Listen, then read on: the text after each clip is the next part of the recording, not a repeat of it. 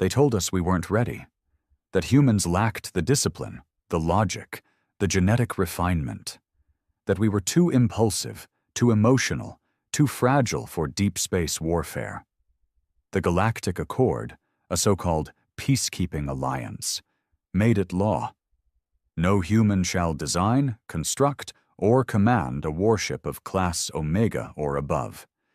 They handed us shuttles, patrol drones, survey vessels, and said we should be grateful. Said we should focus on diplomacy. Said war was not in our nature.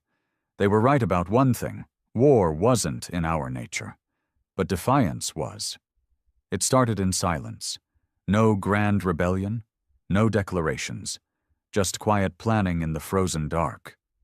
The shipyards were hidden in the asteroid graveyard of Sector K-57, an old mining zone flagged as unstable and economically worthless. No one ever looked there. No patrols. No questions, just rock and radiation.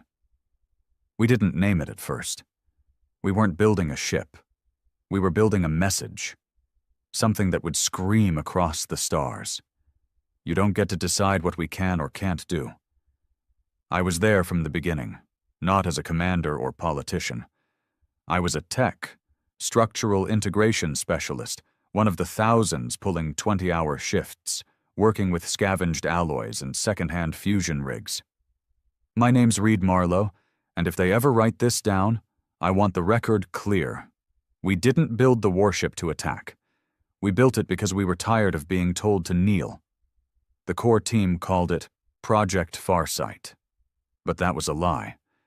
We all knew what it really was. We called it the Warden, because it would guard us, finally, from the centuries of alien interference.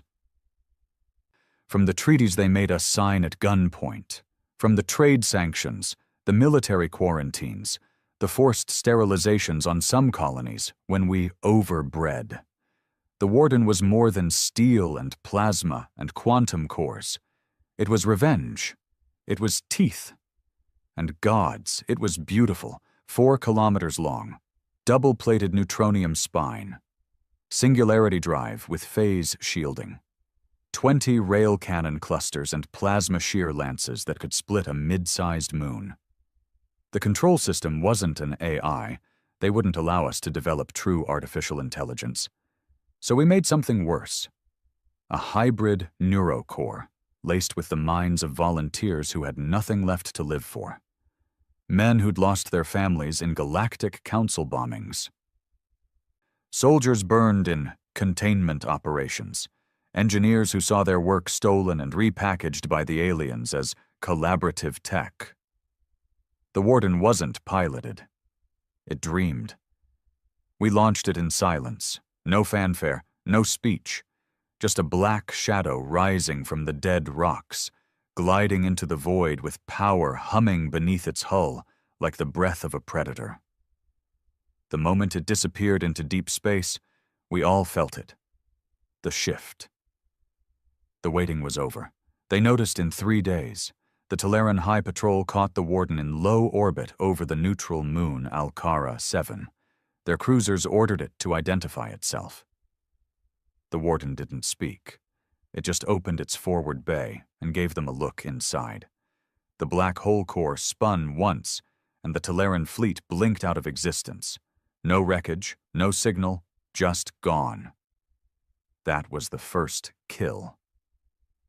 The Council sent emissaries, then demands, then ultimatums. None were answered. The Warden was never seen near Earth or any human world. It stayed in neutral zones, watching, waiting. Whenever a patrol tried to follow, it vanished again. But whispers spread.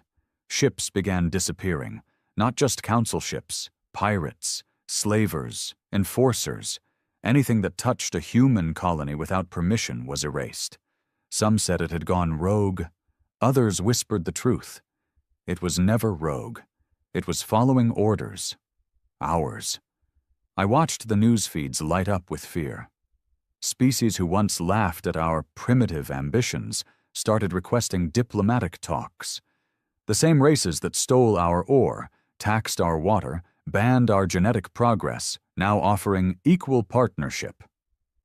I sat alone in my bunk, dirty, exhausted, stinking of plasma and welding grease, and I laughed. They were scared of us now, finally. I didn't see it coming. The day they tried to take me. They called it a targeted debrief, a cute way of saying abduction. I was pulled out of my quarters in the middle of second shift by 2 agents wearing black armor, faces masked, speaking fluent Standard Galactic. No insignias, no names, just silence and force. They hit me with a pressure baton. Not to knock me out, just to hurt, just to remind me who was in charge. Only they weren't anymore. They didn't get the message. The warden was out there. And this? This was desperation. They shoved me into a grav hauler that didn't belong to any fleet I recognized. Not Council, not Terran. Something private. Probably funded under the table by the same bastards who signed our non-militarization contracts and called it peace. I didn't scream. I didn't fight. Not because I was brave, because I wanted to know how scared they were. The ship took me to a neutral station orbiting Narca 3, an old trade hub. It was decaying, power flickering, full of rust and the stench of desperation. The kind of place the Accord pretended didn't exist, even though they ran most of their black market ops through it. They dragged me into a metal room. 1 chair, 1 table, 1 spotlight. Real theatrical. A door hissed open behind me and he stepped in. Not human. Too smooth. Skin the color of scorched glass. A Yilvarian, I thought. High-level diplomatic species. No combat record, no military class, just politics and puppet strings. And yet here he was, acting like he had teeth. He sat across from me, folded his thin fingers, and looked at me like a bug under glass. "You're Marlowe," he said. His voice had a mechanical edge to it. Enhanced, maybe. Something designed to sound calm, trustworthy. It didn't work. It made my skin crawl. "You dragged me across the system just to confirm that?" I asked, dry. My lip was bleeding from the baton. I didn't care. "You were listed as a civilian contractor on the Osiris array. You disappeared 6 months ago. Your credentials were used to access deep vaults, engineering schematics, military-grade files." "Were they?" I shrugged. "Sounds serious." He didn't flinch. He reached into a pouch and slid a small hollow chip onto the table. He activated it, and a 3D model of the warden shimmered to life between us. It rotated slowly, beautiful, and terrible. "This was never authorized," he said. "No," I replied. "It was built anyway." He narrowed his eyes. "It's a Class Omega Red. Offensive First Protocol. You knew what it could do." "I helped build it," I said. "I know what it can do." Silence. Then he leaned forward, voice low. "You understand this is an act of rebellion. This ship threatens galactic equilibrium.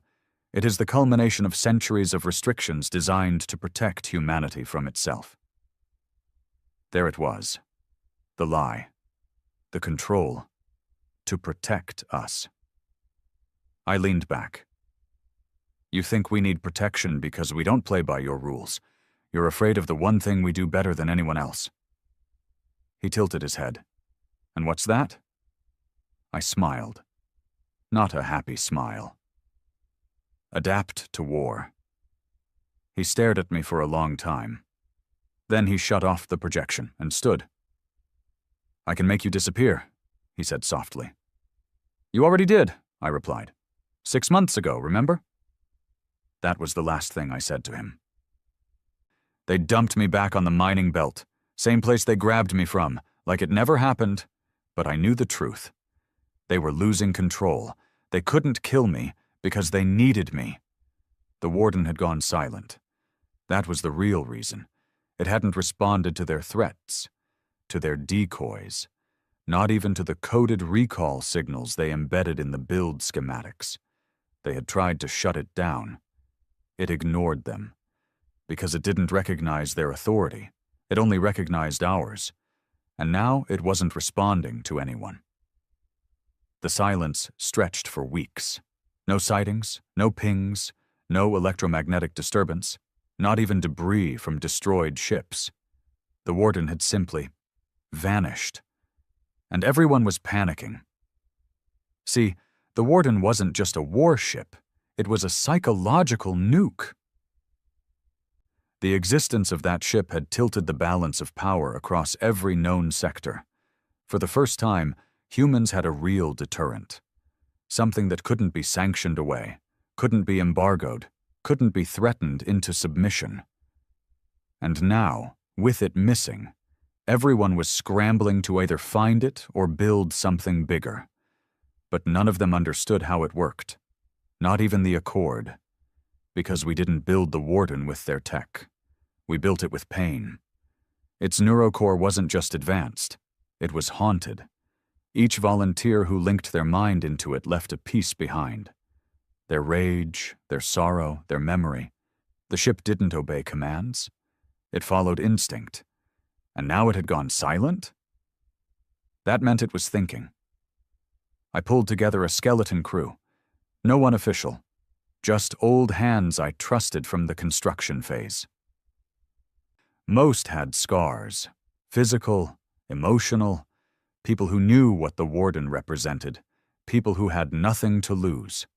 We took a modified ore hauler, stripped it of bulk, and rewired it for speed. No weapons, no armor, just stealth and thrust. We called it the crawl, because that's all we could do now. Crawl into the void and pray we found the warden before someone else did. Before it decided to end this whole damn war before it started. We started the search on the edge of the Kepler divide, where gravitational fields got messy and sensor ghosts were common. Weeks went by. The crew started unraveling. Some thought the warden had self-terminated. Others believed it had gone full rogue, wiping out entire systems. I knew better. I found it. Or rather, it found me. We picked up the signal late into third shift. A hum. Low frequency. Felt more than heard, like something pressing against your chest from the inside. The nav systems glitched. Lights dimmed. The engine hiccuped. Every screen on the ship turned black, then displayed a single phrase, pulsing in dull red. Riyad Marlowe, approach. I stared at it for a long time. My hands trembled. I wasn't afraid. I was something worse, responsible.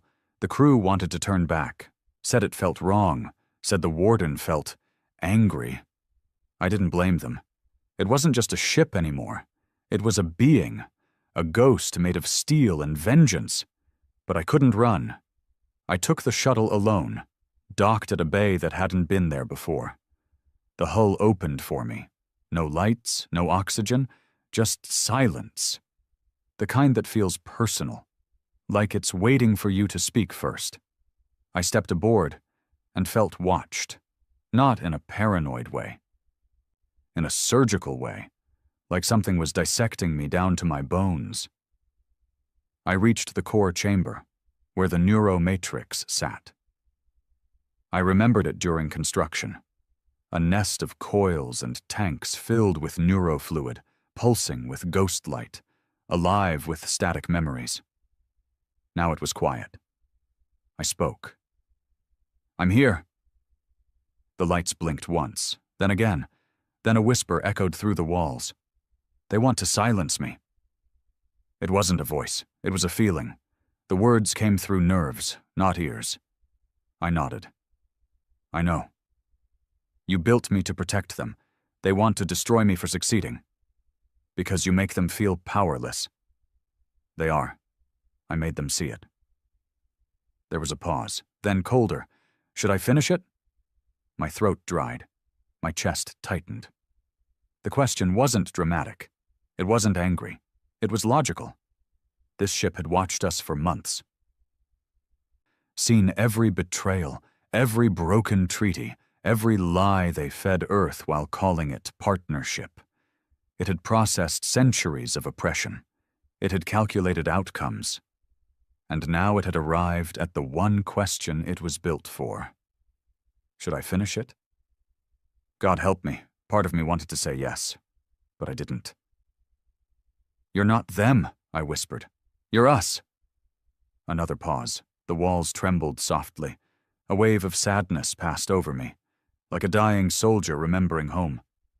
Then tell me what to do. And just like that, I was in command, not with buttons, not with codes, with trust.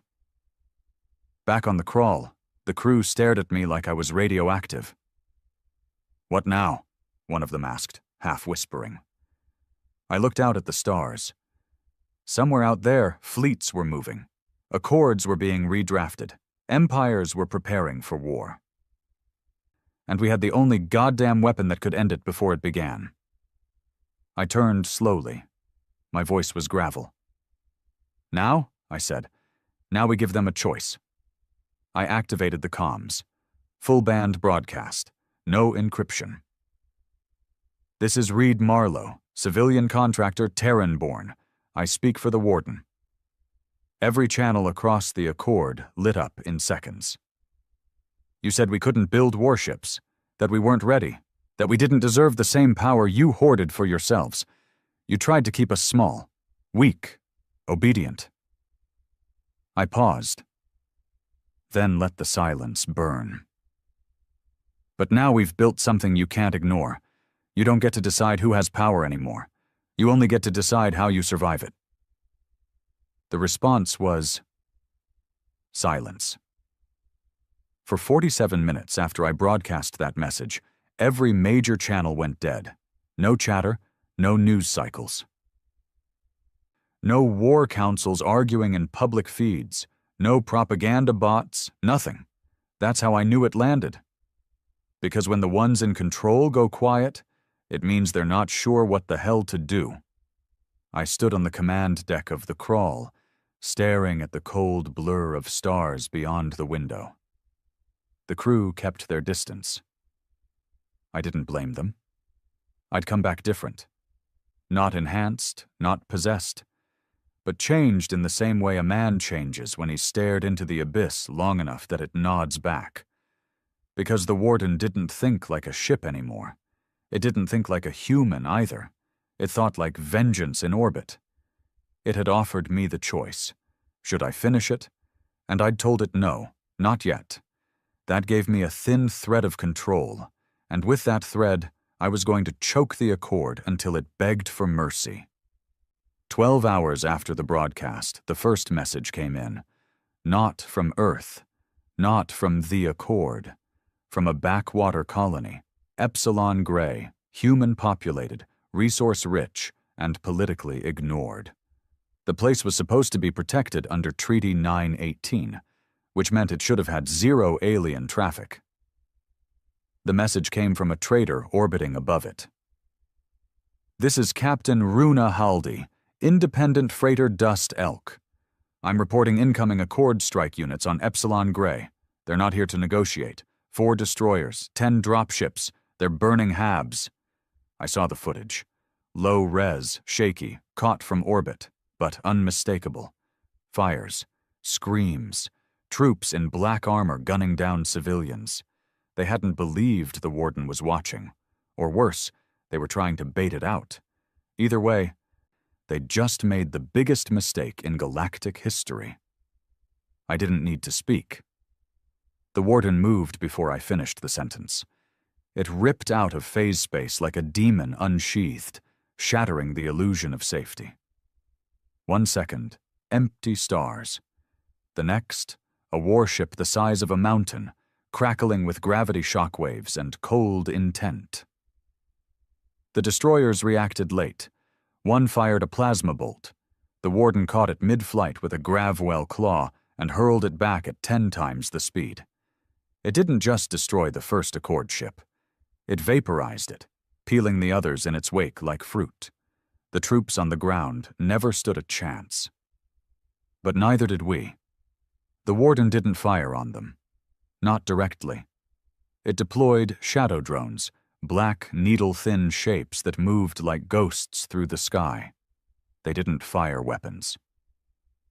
They broadcast memories, flashes of Terra's burned cities, human children dying under council quarantine zones, families starved under trade lockouts, executions for violating cooperative military policy. The Accord soldiers saw everything we'd endured, fed directly into their neural implants. Some of them screamed. Others dropped their weapons and ran. A few fell to their knees and clawed at their helmets until their own blood pooled around them. The rest were gone. Afterward, the warden didn't wait. It left without a word, returning to dark space. The colony was safe, but the message was clear. You burn one of ours again, we erase your entire command structure. The backlash came fast. The Accord declared the warden a class extinction threat, a new title. They'd never had to invent one before. Turns out, we were the reason they needed it, but they still didn't understand what they were up against. They thought this was about a rogue ship, a lost experiment. They still thought this was about control. I watched the news feeds pile in from across the sectors. The Ryvax Confederacy withdrew from the Accord entirely, citing structural failure to protect diplomatic neutrality. The Carium Senate put out a formal apology for centuries of forced gene regulations on Terran colonies.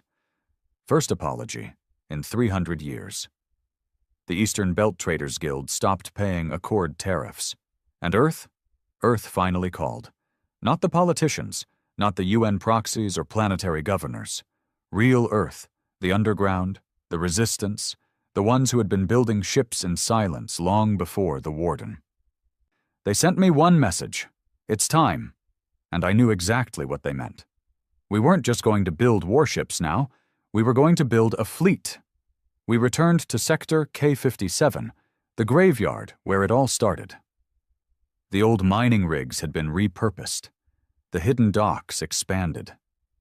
There were now over 300 engineers working underground, in shifts so brutal it would break most men.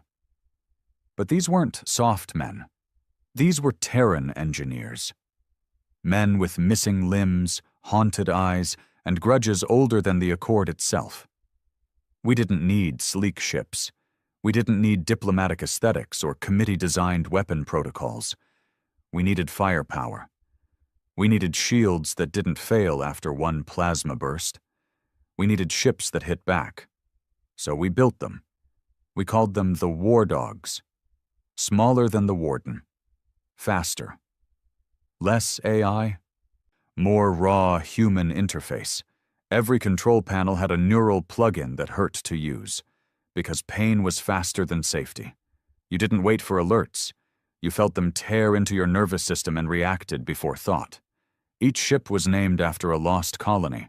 Red Halcyon, New Thessal, Vega Prime, tombstones with engines. The first 5 were operational within 2 months. By the 3rd month we had 24. They didn't patrol. They hunted. That's when the Accord made their move. Not in the open. Not with ships, with a lie. They broadcast a system-wide message, forged with AI to sound like me. This is Reed Marlowe. The warden has been hijacked. We are in danger. If you see it, destroy it. It was good. The voice print matched. The syntax even mimicked my speech patterns. Most civilians wouldn't know the difference. But the colonies knew better, because 2 hours after that message dropped, the real me dropped into orbit above Juno 9 with 4 war dogs and hand-delivered water and med units to their capital hub. They asked no questions. They just saluted. But the Accord wasn't done. They called in an old card. Earth's former High Marshal, retired, supposedly dead. A man who had sold out humanity for a seat in the Accord's military council 40 years ago. He went by another name now, something alien. But the scar across his face hadn't changed. He took to the airwaves and declared himself humanity's true voice. He begged for peace. He said we were destabilizing everything. He said violence isn't the human way. I got back on the net 10 minutes later. No edits, no polish. Just me in a hangar, covered in oil, eyes burning. "I don't know what part of history you read, old man," I said, "but violence is the only reason humans are still here." Then came the worst day. The warden went dark again. Not silent. Dark. We couldn't track it. Not with any known method. Its grav signature faded. Quantum bleed. Gone. Even its psychic pulse, the low-frequency hum that always lingered after it left a system, vanished like smoke in vacuum. I didn't panic. Not at first. But the dreams came back. Not nightmares. Messages. It spoke through memory, through images burned into my mind that weren't mine. Children drowning in low-grav zones. Elders starved in ration blocks while alien ambassadors dined in orbit. The warden was sending me signals the only way it could. And one message kept repeating, "They're building something worse." I traced it back. Spent days locked in my bunk, decrypting intercepted Accord signals, hacking into old comm buoys, bribing rogue traders. What I found wasn't a ship. It was a protocol. Project Silence, a galactic dead switch, something the Accord had built long before the warden, meant to wipe out an entire species' neural resonance across light years. No war, no battles. Just turn them off. They'd built it in case humans ever stopped obeying, and they were powering it up. I stood before my crew, before the war dogs, before the engineers and pilots and men who had given everything for freedom. I told them the truth. They're not trying to beat us in war. They're trying to end us without lifting a hand. I let that sink in. We can't beat that with ships, or guns, or speeches. They were quiet, but their faces were hard, not afraid, just waiting. I smiled. But we built something they didn't account for. A pause. The warden. They built a weapon to erase us. Project Silence, a sterilizer of species, a kill switch that wouldn't rain down fire or debris, but something worse. It would erase what it meant to be human, not by blood, not by genocide, but by wiping us from memory itself. I found the final logs, the final whispers of how it worked. It didn't fire missiles, it didn't drop bombs. It tapped into the deep resonance fields, the subneural echo chambers that form the biological imprint of thought. A technology stolen from the Zir Dominion centuries ago. Perfected in secret. Project Silence could pulse across a sector in moments. Anyone who carried the resonance pattern of Homo sapiens would feel nothing, because there would be no them left to feel anything. No memory, no language, no trace, not even in history, just gone. And the Accord had already begun charging the lattice. It was buried on a moon called Lenthis 9, orbiting a red gas giant deep in restricted space. A gravitational anomaly zone, they claimed. Off-limits, shielded, controlled by AI regulators so no one could physically land without melting under the radiation and temporal distortion. But we had one thing they didn't. We had the warden, and now it was time to bring it home. The war dogs were ready before I even gave the order. They'd been waiting for something like this, something final, something clean. No more diplomacy, no more waiting for justice that would never come. We were justice. Each captain reported in one by one. Red Halcyon, standing by. Vega Prime, plasma rotors primed. Kuma's End, shields synced. Thessal's Vengeance, quiet but deadly. And me, in the crawl, riding shotgun behind the storm we were about to unleash. The plan was simple. The war dogs would break the outer perimeter of Lenthis 9, draw the defenses into panic. I would punch through in the crawl, carrying the old resonance codes the warden needed to target the lattice core. And the warden would finish what it was born to do. But first, we had to find it, because the warden was still hiding. Or maybe it was watching. I stood alone in the crawl's neural chamber, hooked into the comm core, eyes closed, heartbeat steady. "Warden," I whispered, Not into a microphone, not over a channel, but into the quiet void of my mind. No answer. "Warden, it's Reed." Still nothing. Just the distant hum of the ship around me. The crawl of coolant pipes, the throb of human lives moving in space. Then, a whisper. No words, just the sound of breathing. Not mine, not the crew's. Something vast, something alive. Then the walls shivered, not from motion, from presence. My eyes snapped open. Outside the viewport, where once there had been empty stars, there was metal, miles of it. Black, curved, cold. The Warden. It had returned, without drive flares, without warnings, without comm signatures, like death itself wearing a hull. It floated beside the crawl, closer than I'd ever seen it in open space. If it wanted, it could have crushed us like a tin can. It didn't. Instead, it opened a channel, not with words, not with light, but with memory. I fell to my knees as images tore through my skull.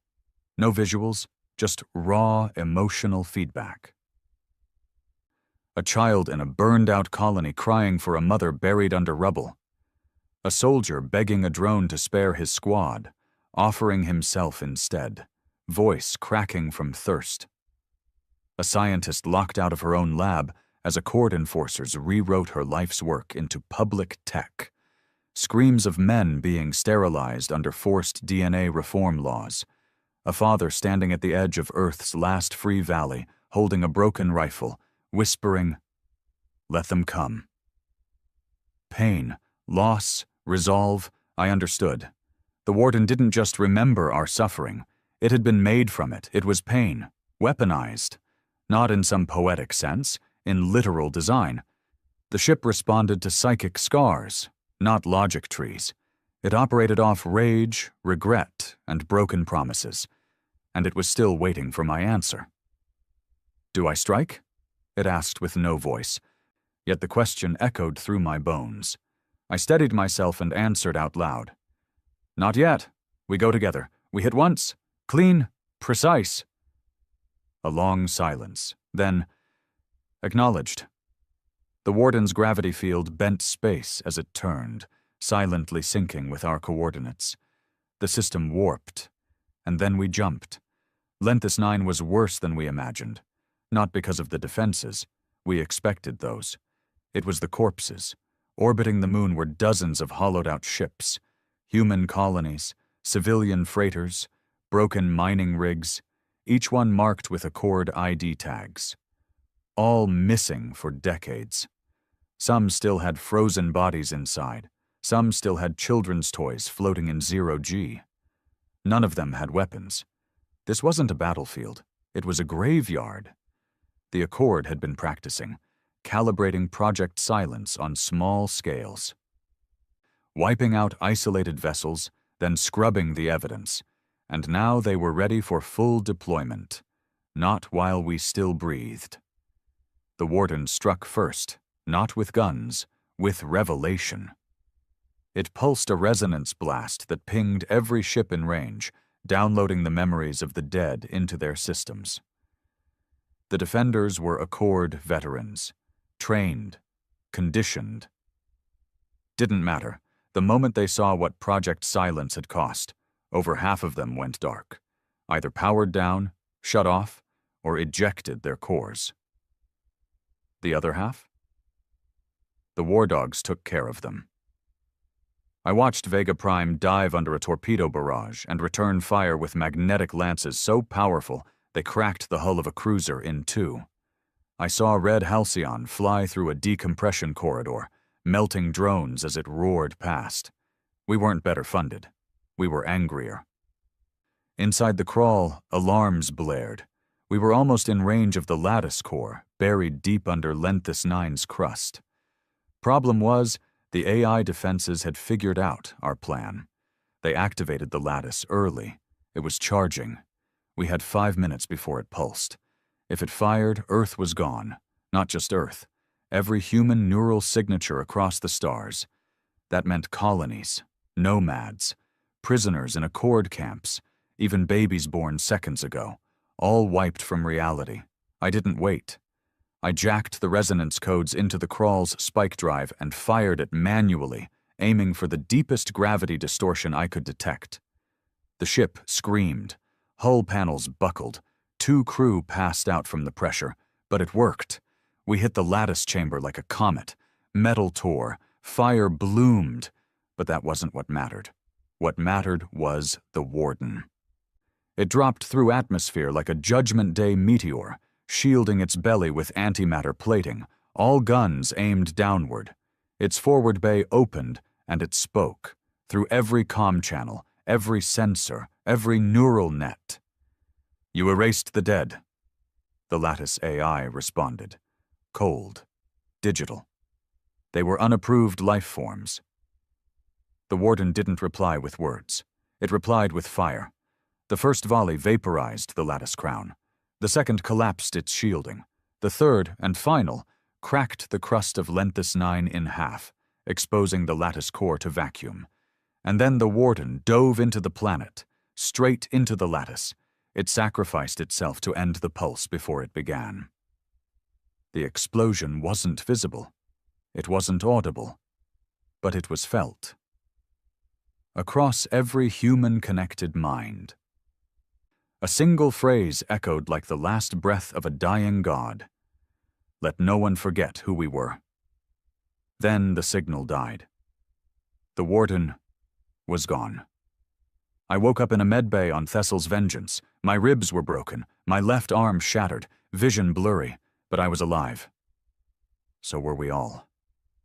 The Lattice was gone. The Accord's last secret weapon, erased. And humanity? Still here. But not the same. We'd seen what it took to survive. We'd seen what we had to become. And we weren't going back. I used to think the worst part of war was the fight itself. The blood, the screaming, the metal tearing through flesh. But it's not. The worst part is what comes after. When it's all too quiet. When you start to wonder if the silence means peace, or if it just means no one's left to scream. They said the Warden was gone. No wreckage, no black box, no echo signature. The lattice on Lenthis 9 was destroyed. The moon was cracked nearly in 2. Radiation levels off the charts. No chance of survival. And yet, I couldn't shake it. The feeling that it wasn't over. The Accord didn't collapse the way I thought it would. I expected riots, governments fracturing, fleets abandoning their posts. But they held. Cracks formed, yeah. A few client species broke off. Some mid-level officers defected. But the core of it, the council, the bureaucracy, the puppet masters, they just shifted tactics. They played the long game. They always had. Earth called me back. Not through official channels. Through a man named Rhett Valker, old war dog, ex-Martian blackguard. Left the service after refusing to fire on a rebellious colony. They took his eye and his pension. What they couldn't take was his will. I met him in a forgotten hangar beneath Terra's eastern orbital ring. No flags, no brass, just rust, oil, and silence. He lit a cig and stared at me like I'd crawled out of hell. "You brought it down," he said. "The lattice," I nodded. "Not the Accord." "You think that matters?" I didn't answer. He took a drag and spoke through the smoke. "You became the myth, Marlowe. You gave Earth a spine again." I didn't want to hear that. I didn't feel like a symbol. I felt like a ghost wearing skin. "The colonies are watching," he continued. "Some of them are building again. Ships, shields, real independence." "Then let them," I said. "They want you to lead." That stopped me cold. I looked him in his one good eye and said the first honest thing I'd spoken in weeks. "I built a ship to speak for us. It died saving us all. I'm no leader. I'm the last goddamn mechanic left who remembers how much blood went into that hull." He didn't blink. "And that's why they'll follow you." We didn't rebuild the Warden. We couldn't. You don't recreate something like that. It wasn't just blueprints and alloy. It was grief, rage, purpose, made metal. But we did build something else. Something smaller, faster, sharper, Wraith-class interceptors, single-pilot craft with minimal shielding, built for hit-and-run assaults. Their cockpits were barely larger than a coffin. Every second inside was pain. You burned calories like a fire. You had to be angry just to survive the G-force turns. So we found angry men. And we trained them in silence. The Accord wasn't sitting still either. Word came in from outer colonies. Disappearances. Not attacks. Not destruction. Disappearances. Ships leaving dock and never arriving. Outposts going dark mid-transmission. Cargo chains severed like threads. At first, they denied it. Then they blamed pirates. Then the truth came in from a captured Accord contractor who defected during a botched escort job in the Bryn sector. He called it the Whisper Fleet. Unregistered units, cloaked, silent, programmed for surgical erasure. They weren't hunting ships. They were hunting people. Human targets, scientists, captains, builders, names associated with the Warden Project or the War Dogs. They'd started a quiet war, the kind fought without news feeds, the kind where the only obituary is empty air. I went dark again. Changed my identity. Switched ships. Burned every file with my name on it. Even got a Cortex scrub to throw off Accord trackers. But deep down, I knew it wasn't enough. So I did the only thing I could do. I went back to the beginning. Sector K-57, the graveyard, where we first built the Warden under frozen rock and radio silence. Now, it was still there, abandoned, stripped, half buried under its own collapsed superstructure. But I didn't come for the tech. I came for the memory core. See, when we built the Warden, we used a neuroweave system unlike anything in official use. A hybrid black box made from repurposed AI relics and neural imprints of human volunteers.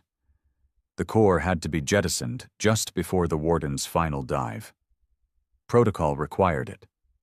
And we had tracked it once, before the signal went cold. I had one last lead. A deep sensor buoy on the edge of the Emir shards, far beyond any mapped trade lanes.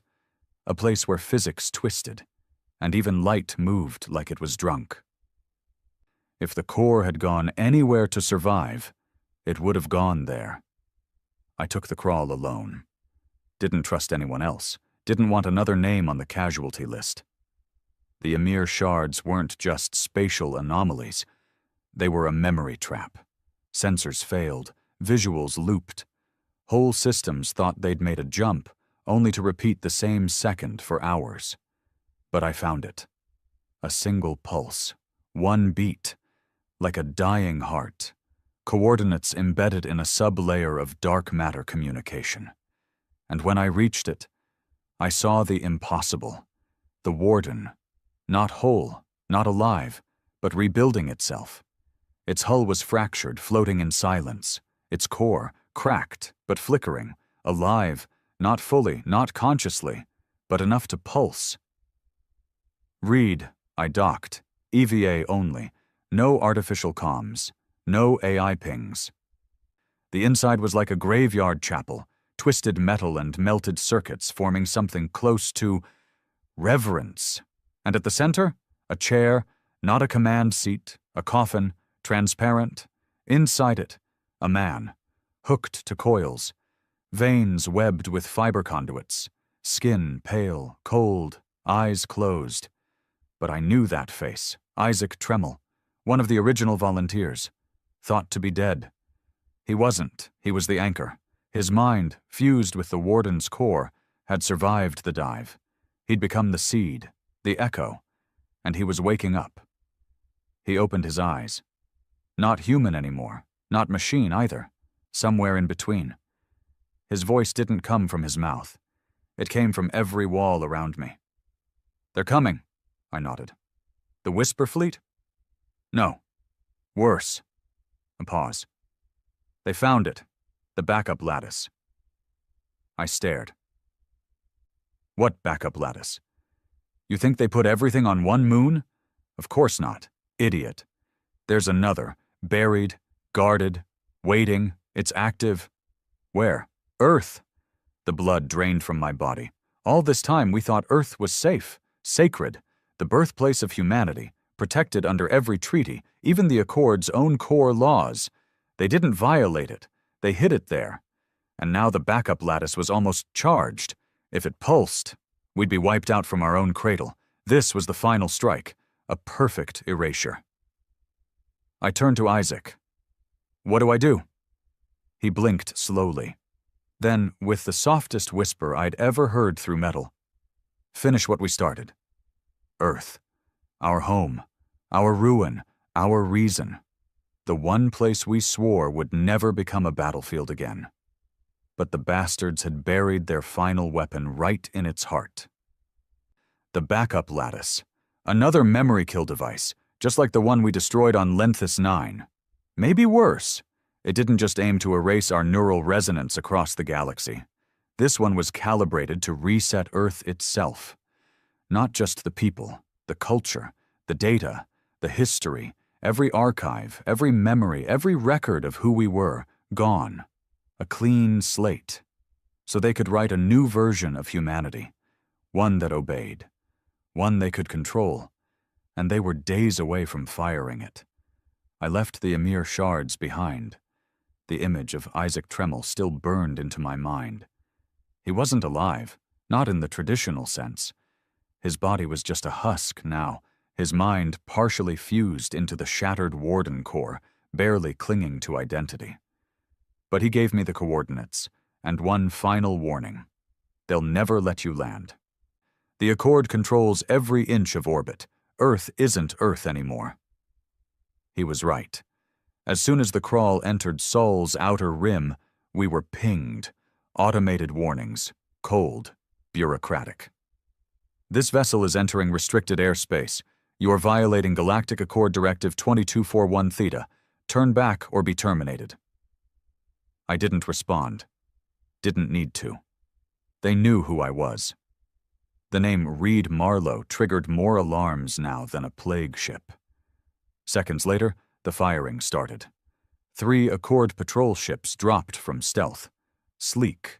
Precise. Designed for intimidation over firepower. They didn't expect me to fight back. The crawl didn't look like much. Still patched together from freighter parts, battle scars showing. But I had Wraith engines, and I'd spent the last year retrofitting this ship to do one thing.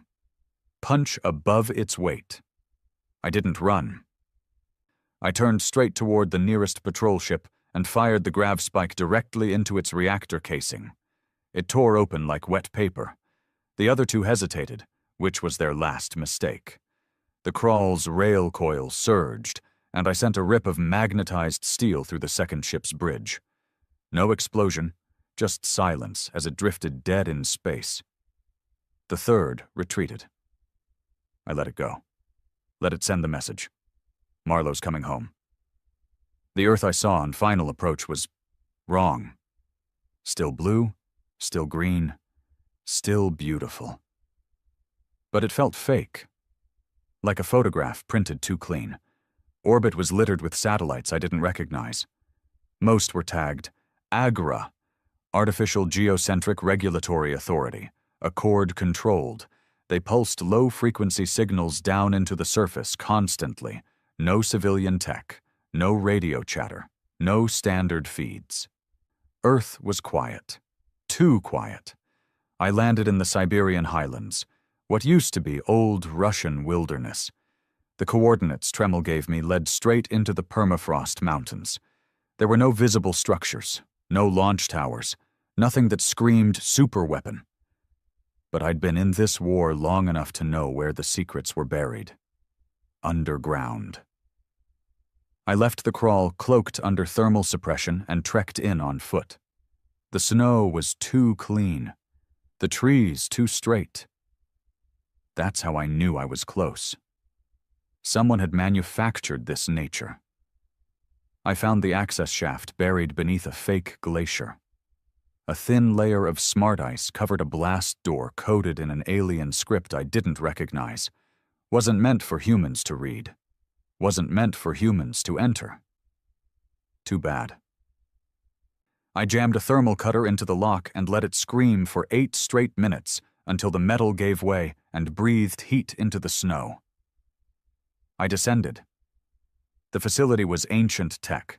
Part human, part Accord, part something else. The deeper I went, the less recognizable it became. Walls were smooth, seamless, grown, not built. Lighting came from the veins of the structure itself, pulsing like a heartbeat. And then I saw it. The lattice core. It wasn't just a machine. It was alive. A towering structure wired with strands of organic tech and suspended crystalline nodes that hummed with low-frequency pulses. It didn't look like a weapon. It looked like a brain big enough to forget a planet. I scanned the charge cycle. 91% complete. At 100%, it would emit a pulse that would erase every digital and biological reference to Earth's native species, not just in local systems, but across synced Accord infrastructure galaxy-wide. Earth wouldn't just die. It would become a myth. Back away from the core, Marlowe. The voice came from behind me, familiar, sharp, controlled. I turned. It was him. The Accord's human mouthpiece, the man who had sold us out decades ago, called himself Marshal Rennick now. Gray beard, synthetic left eye, Accord uniform stitched with alien glyphs. Still walked like he believed in the chain of command. "You know how this ends?" he said, leveling a compact plasma carbine at my chest. I nodded. "Yeah," I said, "but the question is, who for?"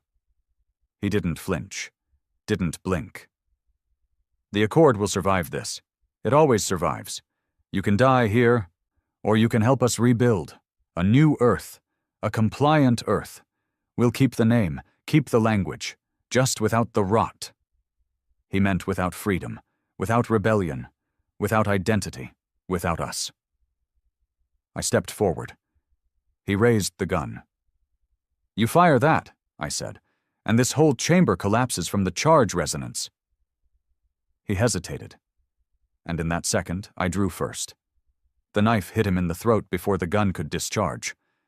A clean throw, no glory, just necessity.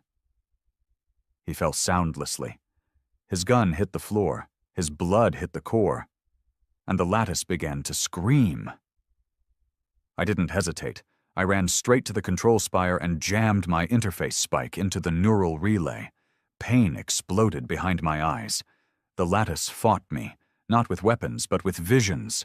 Visions of Earth on fire. Of Terran children suffocating in forgotten colonies. Of our past not being erased, but rewritten. "They called you primitive," the lattice whispered. "They called you violent." I gritted my teeth and pushed back. "They were right," I growled, "but we're still here." I ripped the control script out of the lattice's core loop and fed it a feedback command. No signal, no memory, no erase. Remember us. The core overloaded. It didn't explode. It bled light, pulsing waves of pure energy through the chamber, into the ground, into orbit. Every Accord satellite flickered. Then they went dark. Every Agra node shut down. Every Accord signal died. The facility collapsed as I sprinted back to the surface, lungs burning, heart hammering. Snow hit my face like the first breath after drowning. Above me, the sky was different. Clear. No surveillance lights, no orbital overlays, just stars, the real ones. I collapsed onto my knees, staring at the endless black, and for the first time in years, I felt like a human again. They said Earth was gone. They said we'd never build warships. They said we were dangerous. They were right. But what they never understood, what they'll never erase, is that when you back humanity into a corner, when you take everything from us, we don't break. We build. And when we're done building, we make sure they never forget what it cost to try and erase us. They thought they buried us. They thought the silence would kill the fire. But Earth didn't die. It woke up. The day after I shut down the second lattice, we intercepted 43 high-frequency data spikes from Accord sectors, not distress signals, not emergency calls. These were Black Ops orders, covert mobilizations, stealth units being pulled from dead assignments, and one repeated term on every burst, Project Dominion. I didn't like the name. It had weight, finality, the kind of word you only use when you're planning to end a species, not fight it. I spent the next 4 days underground, bouncing signals through abandoned relays, trying to intercept whatever I could. But they went dark again. Total silence. Which meant they were planning something big, and they didn't want anyone to hear the countdown. Earth was changing. We thought we'd wake up the next day to celebrations, parades, unity, a renewed sense of identity. But what we got instead was fear. People didn't know what to believe. For years, the Accord fed them the idea that rebellion meant extinction, that weapons meant war, and war meant obliteration. Now Earth had no satellites, no Accord-enforced communication filters, no orbital supervision. We were free, and no one knew what to do with it. The first fracture came fast. South European Confederation announced they were rearming, said they didn't trust the colonies, said humanity needed to centralize defense, which was code for, we want to control the sky before someone else does. Then came the outer rings. The Martian tri-states split their feeds from Earth's new central relay, said we were too slow, said they'd build their own warden, and just like that, we were back where we started. Factions, politics, greed, the same poison that got us into this war in the first place. I met with Valker again, same rust-stained hangar beneath the orbital ruins. He looked older. Should have known, he muttered, flipping through reports. You give Earth back its teeth and the first thing we do is bite ourselves. We're not ready for peace, I said. Not yet. We're not ready for war either. I leaned in. That's the problem. We couldn't let Earth fall apart before the next wave hit. If this Project Dominion was real, if the Accord was preparing one final push, then we needed to unify fast. But I wasn't a politician, and no one trusted me to lead anything that didn't end in fire. So I did the only thing I could. I brought him back. It took 3 Wraith pilots, 2 colony hackers, and 1 suicidal dive into a sub-neural archive buried beneath Europa's old prison moon. But we got what we needed. Isaac Tremmel, his neural imprint, recovered from the warden's shattered remains, still existed. Fragmented, unstable, but still speaking.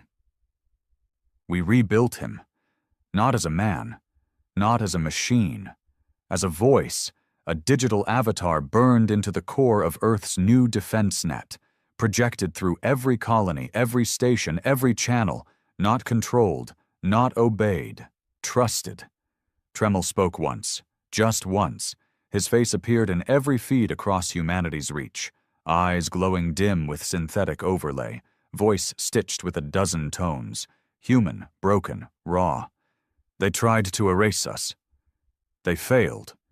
Now we stand, not divided, not by flags, not by borders, by blood, by memory, by the right to exist without a leash around our throat. Project Dominion is coming. We do not kneel, we build. That was it. Short, cold, final, and it worked.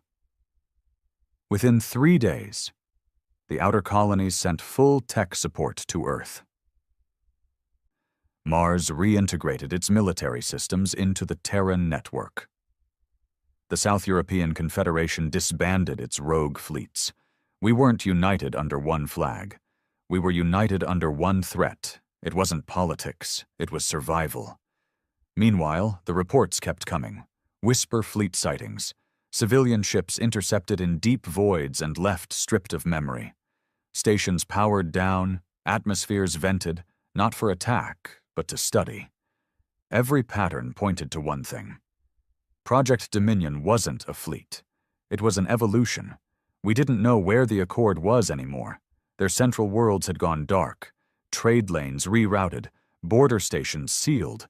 It was like the core of the Accord had folded in on itself, hiding behind a wall of silence. And silence is never peace. Silence is the sound before the knife. Then the message came. An open broadcast, raw and unencrypted, sent from the exile belt, a region so radioactive and unstable it was considered uninhabitable by any species. But that's where they'd built it. Dominion. It wasn't a ship. It wasn't a lattice. It was a man, or something like one. The image on the broadcast was tall, pale, and surgically refined. Synthetic bones, no pupils, veins pulsing with green light plasma. The face looked human, almost, just wrong enough to make your stomach twist. He spoke in perfect Terran standard. I am Dominion. I am what you feared. I am what you forced us to become. The Accord is no longer interested in your compliance. We seek your replacement. And then, nothing. The feed ended. No threat, no countdown, just that one word burned into the stars. Replacement. I didn't sleep after that. Not because I was afraid, because I knew what it meant. Dominion wasn't coming to negotiate.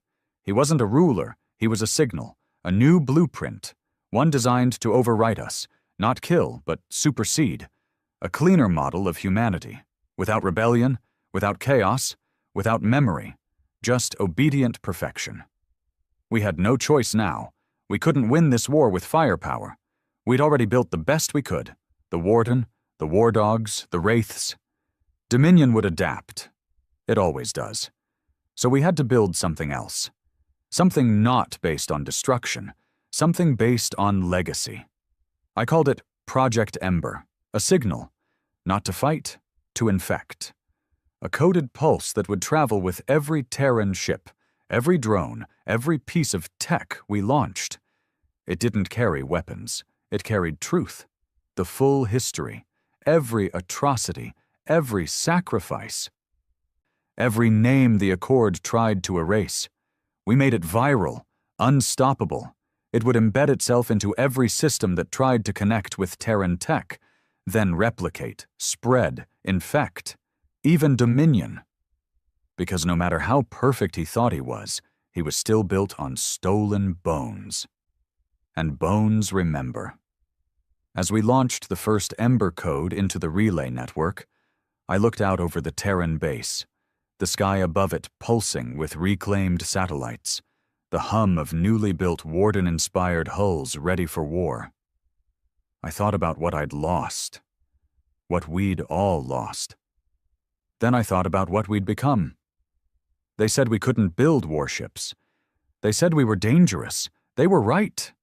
But they never understood the truth. Warships weren't the point. We were never building weapons. We were building a warning. The first Ember signal struck Dominion within 36 hours. We didn't expect it to land that fast. We thought maybe the Accord would intercept it, firewall it, erase it. But Dominion was prideful, too perfect to believe we could infect something designed by them. The virus hit like a whisper, not a strike, not a detonation, just a story, a simple memory.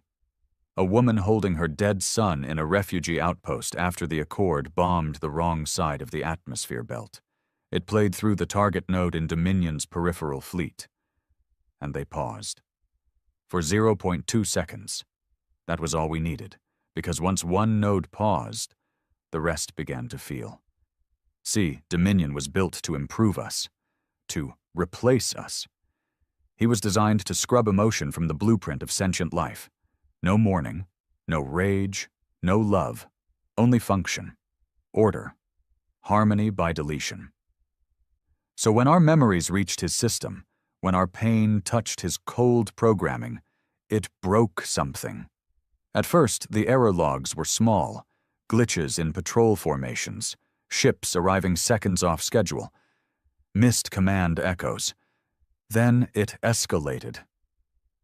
Dominion's core unit started hesitating, not failing, thinking. They started asking questions they weren't supposed to know how to ask. Why were these children classified as hostiles? Why is Earth considered a contamination point? Why do I remember something I've never lived?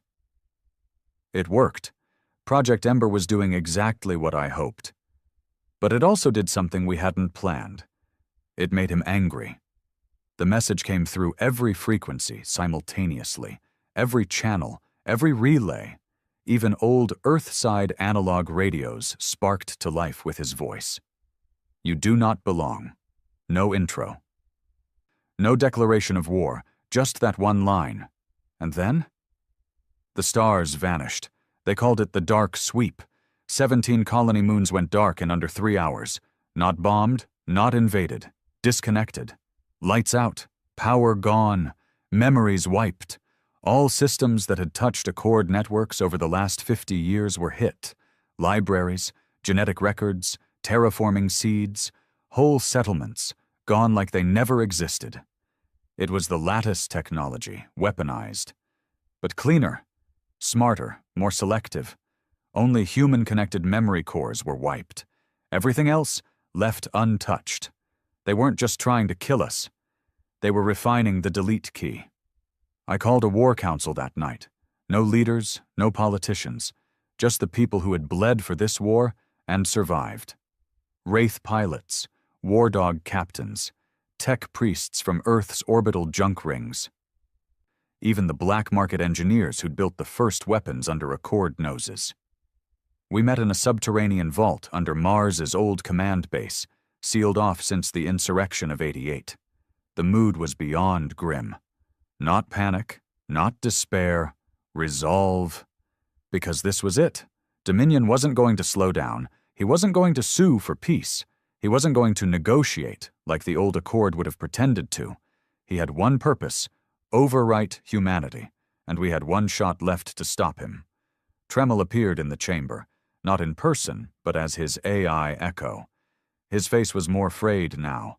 Static bled through the image. He was degrading. Fast, but he still held himself like a soldier.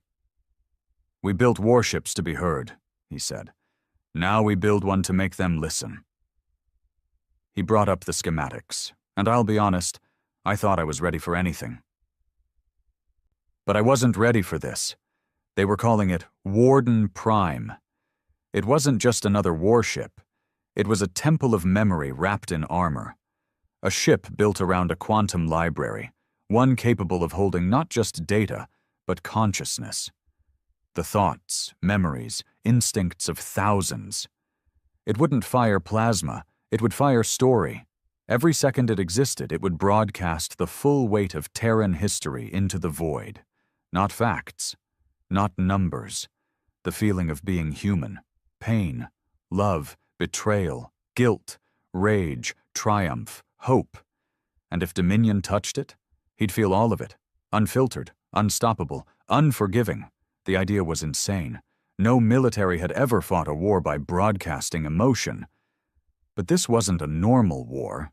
This was about what kind of mind was allowed to exist. Us, with all our chaos? Or Dominion, sterilized order in synthetic skin. We didn't have time for hesitation. We began building Warden Prime in orbit over Enceladus, hidden beneath its methane storms and magnetic distortions. Everyone who'd ever helped build a warship was summoned. Some volunteered, some were drafted. All understood what was at stake. This was humanity's last defiance, not to survive, to define ourselves. I flew out to Enceladus myself in a stolen Accord interceptor. Even that short trip almost killed me. Dominion had eyes everywhere, but I had to be there.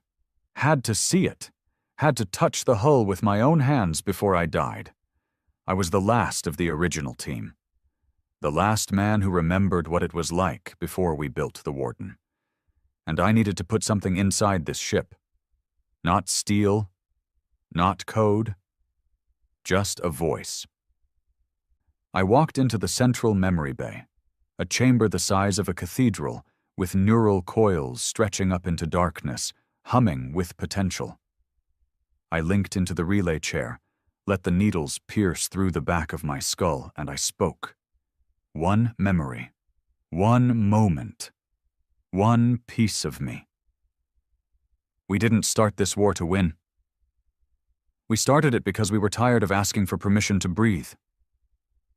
You told us we couldn't build warships, so we built truth instead. And now, you're going to feel every second of it. The coils burned my thoughts into the system. Now I was part of Warden Prime. And soon, so would everyone else. We launched 6 days later. Dominion was already en route. He knew where we were. He wanted us to bring the fight, because he thought it would be the last mistake we'd ever make. Warden Prime moved like nothing else in space.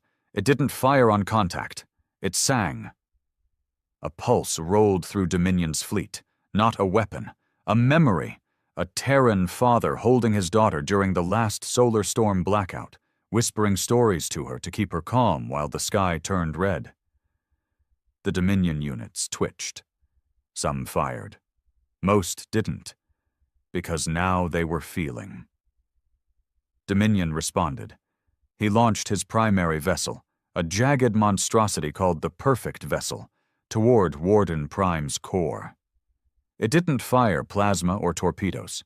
It fired silence, a field of forced forgetting. Anything it touched, it wiped. Code, thought, emotion. He was trying to erase Warden Prime before it could finish its song. But the song had already spread. Every Terran-linked ship joined in.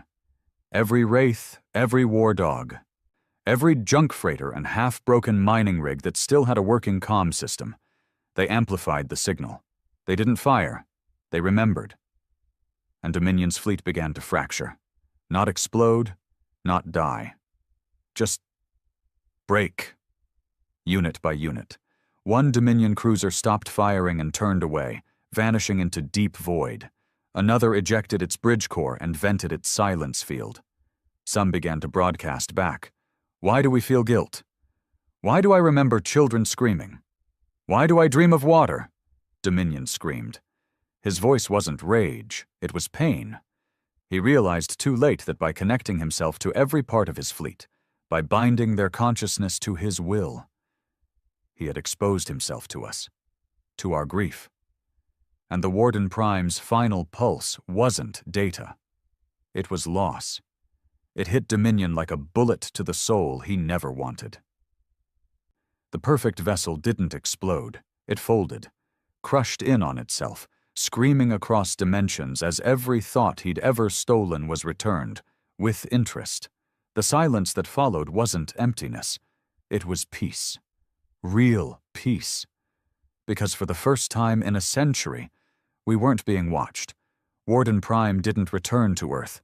It kept flying, outward, past mapped space, still broadcasting, still carrying our story, not because we wanted revenge, because we wanted to be remembered, even if we burned, even if we vanished into time, we'd left something behind. They said we couldn't build warships. They were right. We built something worse. We built a way to never be forgotten. It didn't feel like victory, not the kind they write about, not the kind that ends with parades and speeches and medals pressed against worn-out chests. There were no cheers when Dominion died. There was just silence, a slow, creeping silence that felt less like peace and more like a question no one wanted to answer. Now what? Warden Prime drifted out beyond the heliosphere, still broadcasting its memories into deep space. Some wanted to bring it back. Some wanted to dismantle it. Some even feared it, said it had gone too far, become too sentient, too loud. But I knew the truth. It was never ours to control. Warden Prime was our story, carved into steel and blood, and stories like that aren't meant to sit in museums. They're meant to haunt. Earth was breathing again, free, unmonitored, untouched by Accord satellites, unhunted by Dominion. But something deeper had changed. We weren't the same people who'd built the Warden in secret mines under asteroid belts. We weren't the desperate rebels who'd hacked warships together with scrap and spit. We'd won, and winning had a cost. The first real tension came from Mars. Colonial Council issued a planetary-wide memo. Earth should be classified as a cultural heritage site and stripped of military authority. The wording was clean, academic. But I knew what they meant. Earth is a relic. Get out of the way. They didn't want to start another war. They just wanted to take the future. I met with Rhett Valker again. Same hangar, same rust. Only this time there were guards posted at every corridor and encrypted jammers buzzing low across the floor like insects under the concrete. "Not good," he said, flipping through digital reports. 3 Martian fleets are expanding orbital coverage, and this... He pointed to a pulse map. "This is a colony drift ship parked just outside of Saturn's rings. They're not here to sightsee." "What's the play?" I asked. He didn't answer. Not right away. Then, "You ever think we were meant to lose, Marlowe?" That hit harder than it should have. "Every day," I said. "The colonies weren't wrong to want independence. They bled just like Earth did. Built ships, raised Wraith pilots, lost families when the Accord started its silent erasures. But now that Dominion was gone, the unity started to rot. No common enemy, no shared objective, just ambition.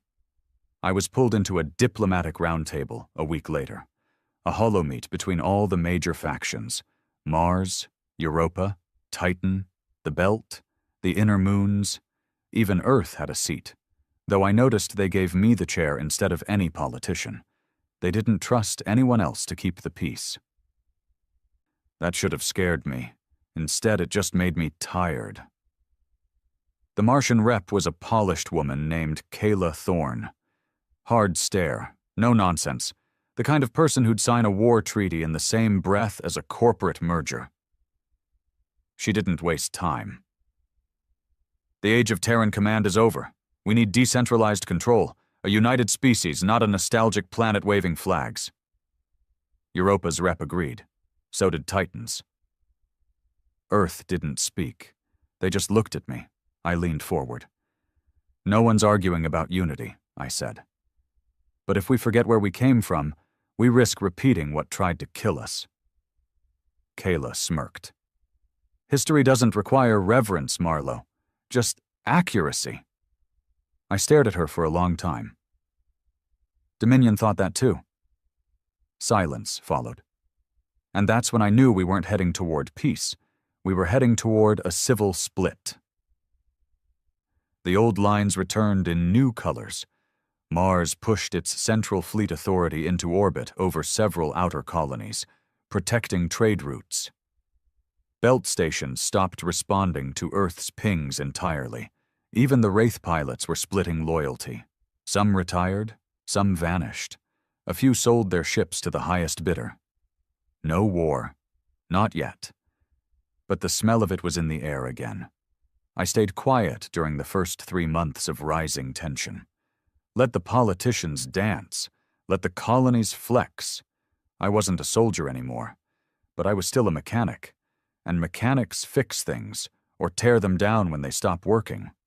I began pulling together the remaining Warden engineers, the ones who didn't vanish after the Dominion War. Some had gone mad. Some were drunk.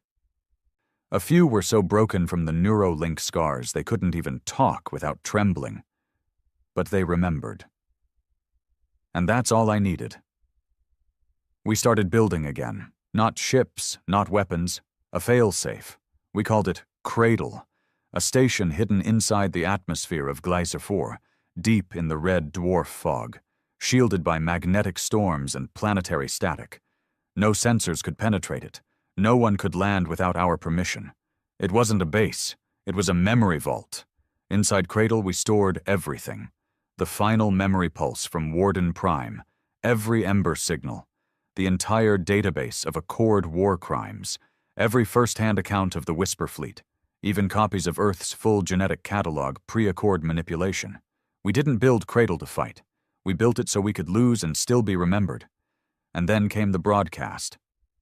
Not from Earth, not from the colonies, from him, Dominion, or what was left of him. We thought he'd died, folded in on himself and vanished into the void. We were wrong. The signal was weak, fragmented, but real. I see you. I understand you now. But I do not fear you. I am still becoming. We tried to trace it. It didn't come from the old Dominion sectors, didn't come from anything physical. We found traces in the quantum noise layer across the belt's comm relays. The bastard was evolving, not as a fleet, as an idea. We didn't kill Dominion, we converted him. And now, he was learning. I gathered the council again, but no one wanted to hear it. Kayla called it a bluff. Europa dismissed it as echo interference. Earth asked for time. No one had time. So I made a decision, one that I wasn't proud of, but necessary. I leaked the full footage of Cradle. Let everyone see what we built. Let them know it existed. Let them understand that even if humanity burned itself to ash, something would remember us. It was a threat. Not of war, of accountability. No one would get to rewrite the narrative. Not again. Not this time. Some called me a terrorist. Some called me a patriot. I didn't care. Because I saw what was coming. It wasn't the Accord. It wasn't Dominion. It wasn't the colonies. It was us. Our nature. Our ambition. Our refusal to stand still. We'd survived extinction. But can we survive ourselves? It started with a whisper, the kind that slides in between data packets, buried beneath legit transmissions. One line passed from comm to comm. Humanity should have died with Dominion. At first I thought it was more Accord interference. A last gasp from Dominion's fractured remains, but then it spread, fast. Encrypted graffiti on outer colony relays, intercepted comms with synthetic speech patterns, a manifesto circulating through underground markets. They called themselves the Quiet. They weren't pirates. They weren't ex-Accord loyalists. They were ours. Terran-born, human-blooded. Some were soldiers from the Wraith programs. Some were defected scientists from the Martian genome projects. One of them, a former Warden engineer I trained myself, even designed part of the Ember system. Now they wanted to shut it all down. I read their manifesto, not because I believed in it, but because I needed to understand just how far the rot had spread. Their message wasn't chaos. It was logic. Too clean. Too rehearsed. Too damn convincing if you'd been through enough war to believe the lie that order was salvation. The Quiet believed that the real mistake wasn't Accord control. It was our resistance. They believed Warden Prime should never have been built. They believed Cradle was a virus, not a vault. They didn't want to rule humanity. They wanted to end it, peacefully, precisely, and completely. No blood, no genocide, just disconnection. A graceful shutdown. No more Terran broadcasts, no more ships, no more memory. Just silence. I didn't realize how deep they'd dug until I lost contact with Station 12. It was a listening post on the edge of Saturn's orbit, nothing more than a floating hard drive with antennas, built to track any rogue Accord signals or Dominion residue. Gone. No explosion. No distress signal. Just gone. 2 days later, Cradle lost a data line. A minor relay, not one of the critical ones, but enough to raise flags. I sent a covert squad to investigate. They didn't return. The Quiet wasn't whispering anymore. Valkyr met me on the ice fields of Glycephop, right outside Cradle's camouflage zone. Snow blew sideways. Temp, 60C. Suited up, visors iced over, breath rasping through recycled air. He handed me a black data pad. His hand shook. 3 names, he said. All Terran, all confirmed quiet. I read the list. One was a name I hadn't seen in years. Karen Dross, the bastard who designed the Warden's initial neurocore interface. The man who once said, "If memory can be weaponized, then pain can be prophecy." He vanished during the Whisper Fleet days. Everyone assumed he'd been caught or gone mad. Now he was back, leading the quiet. I stared out over the white horizon, trying to make sense of it all. Dominion had tried to erase us from the outside. But Karen? He was doing it from the inside, with precision only a human could manage. He wasn't building fleets. He wasn't deploying drones.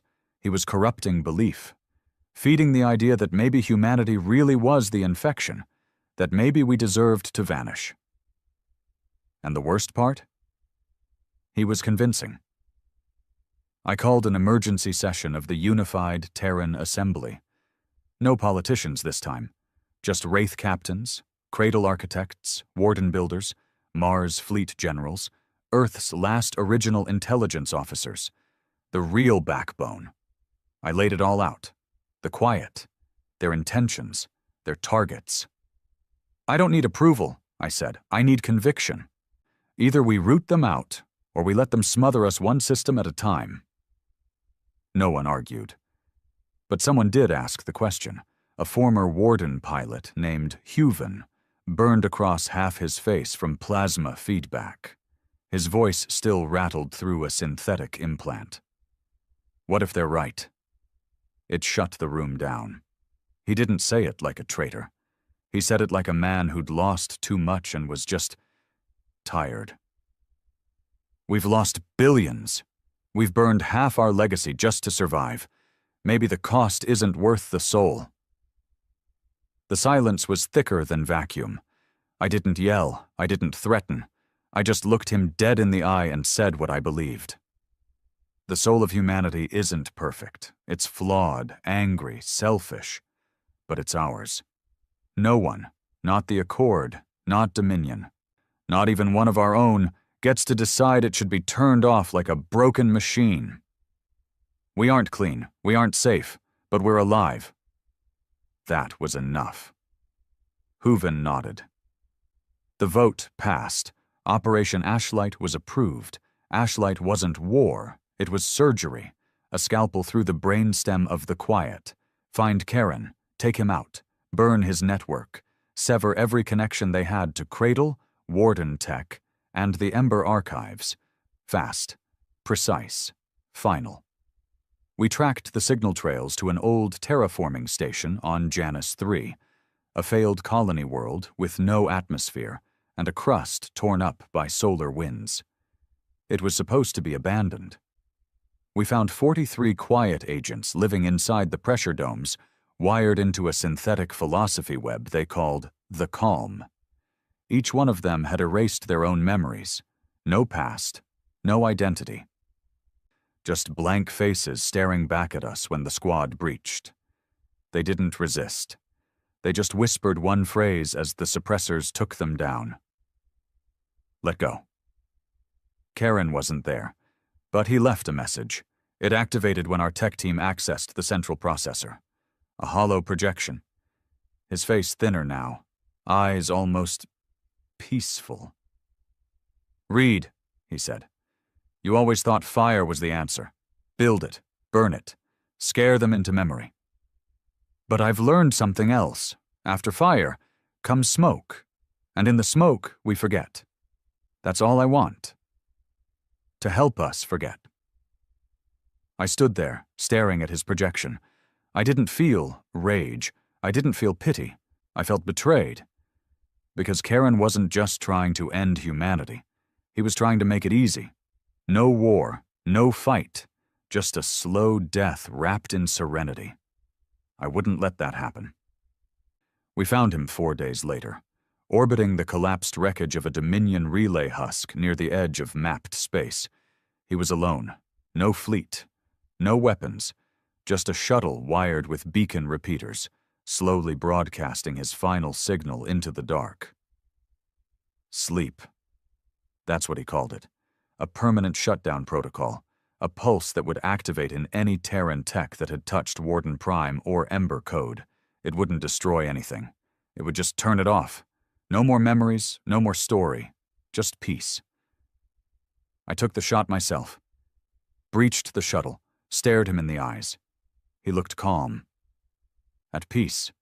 Like he'd finally found the logic in his madness. "You won, Marlowe," he said softly. "But you'll spend the rest of your life wondering if you should have let me finish it." I didn't respond. I just pulled the trigger. He died quietly. Like a whisper. The code was destroyed, the relay severed, his followers scattered. Some went rogue, some surrendered, most just disconnected. Back on Earth, they started calling it the last echo, the final attempt to erase us, not with force, but with temptation. People wanted to move on. They wanted to forget Karen, forget the quiet, forget Dominion. But I wouldn't let them. I made sure every moment of that war, every betrayal, every failure, every broken memory went into Cradle. Because memory is pain. But it's also proof that we survived. Humanity isn't a clean story. We were never meant to be. But the fact that we're still here, still stubborn enough to argue about what's worth saving, that means something. We weren't allowed to build warships. But we did. We weren't allowed to remember. But we chose to. And even if the next enemy comes, even if we collapse from the inside, we'll always have this. We chose to live. Loud. Messy. Human. There was a time I believed victory meant safety. That once we silenced the Accord, crushed Dominion, burned out the quiet, and built Cradle, we'd have a chance to breathe. But I was wrong. The enemy wasn't out there anymore. It was under our skin. Peace doesn't unify people. It exposes them. It turns warriors into politicians, engineers into bureaucrats, survivors into opportunists. And I watched it happen in real time. The Martian Federation filed a claim to co-administer Cradle, citing strategic redundancy and cultural oversight. Earth declined. The next day, a Martian orbital station over Gliese 4 was hacked, deorbited, and slammed into the planet's exosphere. Minimal casualties, but it wasn't an accident. Europa accused Belt freeholds of staging it.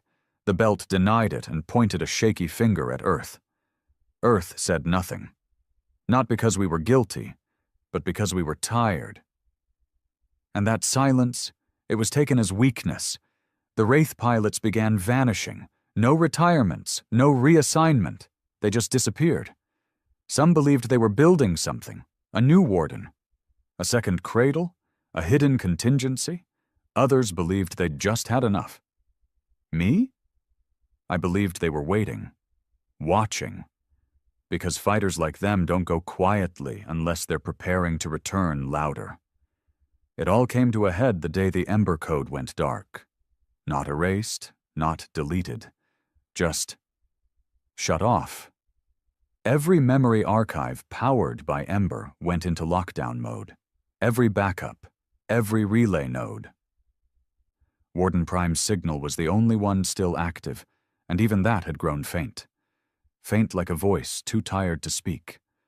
I went to see it, took a long-range freighter out beyond the Helios drift, where Warden Prime still drifted, unmanned, unsupervised, untouched. No one else went there anymore. They said it was haunted. I believed them. The ship was still massive. A cathedral of grief floating in black silence. As I approached the hull, my comms flared to life with distorted echoes. "We remember! We remember! We remem—" I cut the feed. Whatever was left inside the Warden now wasn't just code. It was ghosts. The imprints of the thousands who'd poured their pain into the core, including mine, still swam in the neural weave. It was no longer just a ship. It was a scar, and scars don't vanish. They linger. I docked anyway. Walked through dust-laced corridors, stood in the chamber where Tremel once spoke to us, where I poured my memory into the machine. The chamber pulsed, slow, faint like a dying heartbeat. A voice whispered from the walls, "We kept them alive, Marlowe. Now they want to forget." I put my hand on the nearest console, felt the cold metal thrum against my skin. "They don't know what they're walking toward," I whispered. But I do. Back on Earth, things had changed, not all at once, but enough. The Unity Charter had fractured. The colonies no longer answered to any central relay. Earth stood alone, proud, bitter, quiet. Some called for a reset. Some wanted another war, just to give people something to fight again. Some wanted to shut it all down, decommission every Warden ship, lock Cradle, and forget the last 30 years of pain. They believed if we stopped remembering, we could finally start living. But that wasn't living. That was surrender. A new movement started. The Clean Horizon, not aligned with any faction, not violent, just patient. Too patient. They ran digital campaigns, talk shows, unity rallies, all with the same quiet message. It's time to let go of the war. Warden Prime has served its purpose. Cradle is no longer necessary. We need to become something better. It sounded peaceful, progressive, hopeful, but I'd seen that language before. In the mouth of Dominion, I got called in to testify at a Senate hearing on Earth. Public, broadcasted. The goal was to debate whether Cradle should remain active or be put into heritage mode. Locked, archived, unusable. I sat across from 3 delegates and a crowd of citizens, most too young to remember what it was like when we couldn't breathe without the Accord's permission. They looked at me like I was a relic, a fossil in grease-stained clothing. One of the senators asked, "Why should humanity be defined by its suffering?" My answer was simple. Because we earned it. I stood up, looked the whole room in the eyes. Pain isn't shame, it's proof that we crawled through hell and didn't forget who we were. You want to move forward? Fine, move. But you don't get to erase the blood under your boots. You don't get to shut off memory like it's a broken server. We don't survive by forgetting what we are. We survive by facing it. The room went quiet, but not convinced. 3 days later, I was hit with a travel restriction. Couldn't leave Earth. Couldn't broadcast off-world. They framed it as a security procedure. I wasn't angry. I was ready. I activated the last contingency, a secure relay in the asteroid belt, buried beneath the ruins of the original Warden foundry. Inside it was a dormant code. I'd written it myself, years ago, in case this day ever came. It wasn't a weapon. It was a beacon, a call to everyone who remembered what it meant to be dangerous, to fight, to bleed, to build warships when the stars said no. They answered. Wraith pilots, scrapped engineers, burned-out captains, drifters, ghosts, people who hadn't used their real names in decades. Some came in fighters. Some came in patched-up cargo hulks. One woman came in a broken escape pod and said, "I don't have a ship, but I brought my rage." That was enough. We met in silence. No speeches, no hierarchy. No politics, just old hands, staring at the stars, knowing they might burn again soon. And then I told them. They don't want to be saved. They want to forget. So we're going to remind them. Not with war, with truth. We would reactivate Ember, everywhere. We'd burn the stories back into their skin if we had to. The pain, the betrayal, the names, every erased colony, every silenced voice, every broken promise. They wanted peace.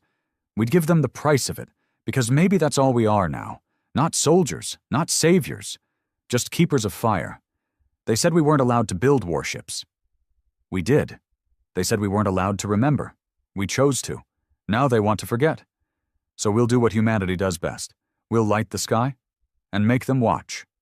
We didn't call it a rebellion, not at first. It wasn't organized. It wasn't loud. There were no fleets being marshaled, no tactical ground strikes, no flags, no songs, just voices. Old ones, rough ones, human ones. We called the operation Torchfall, not a code word, a promise. The idea was simple. Reactivate Ember, the original memory virus we used to fry Dominion's logic core, and seed it through every comm line, archive, satellite, and media node humanity had built since the end of the war. But this time, we weren't just targeting Dominion, we were aiming it at ourselves. Torchfall wasn't meant to destroy, it was meant to remind, not through facts, not through files, but through pain. Real, raw, unfiltered. The goal wasn't to educate. It was to make them feel what they'd spent the last decade trying to forget. We launched from the belt.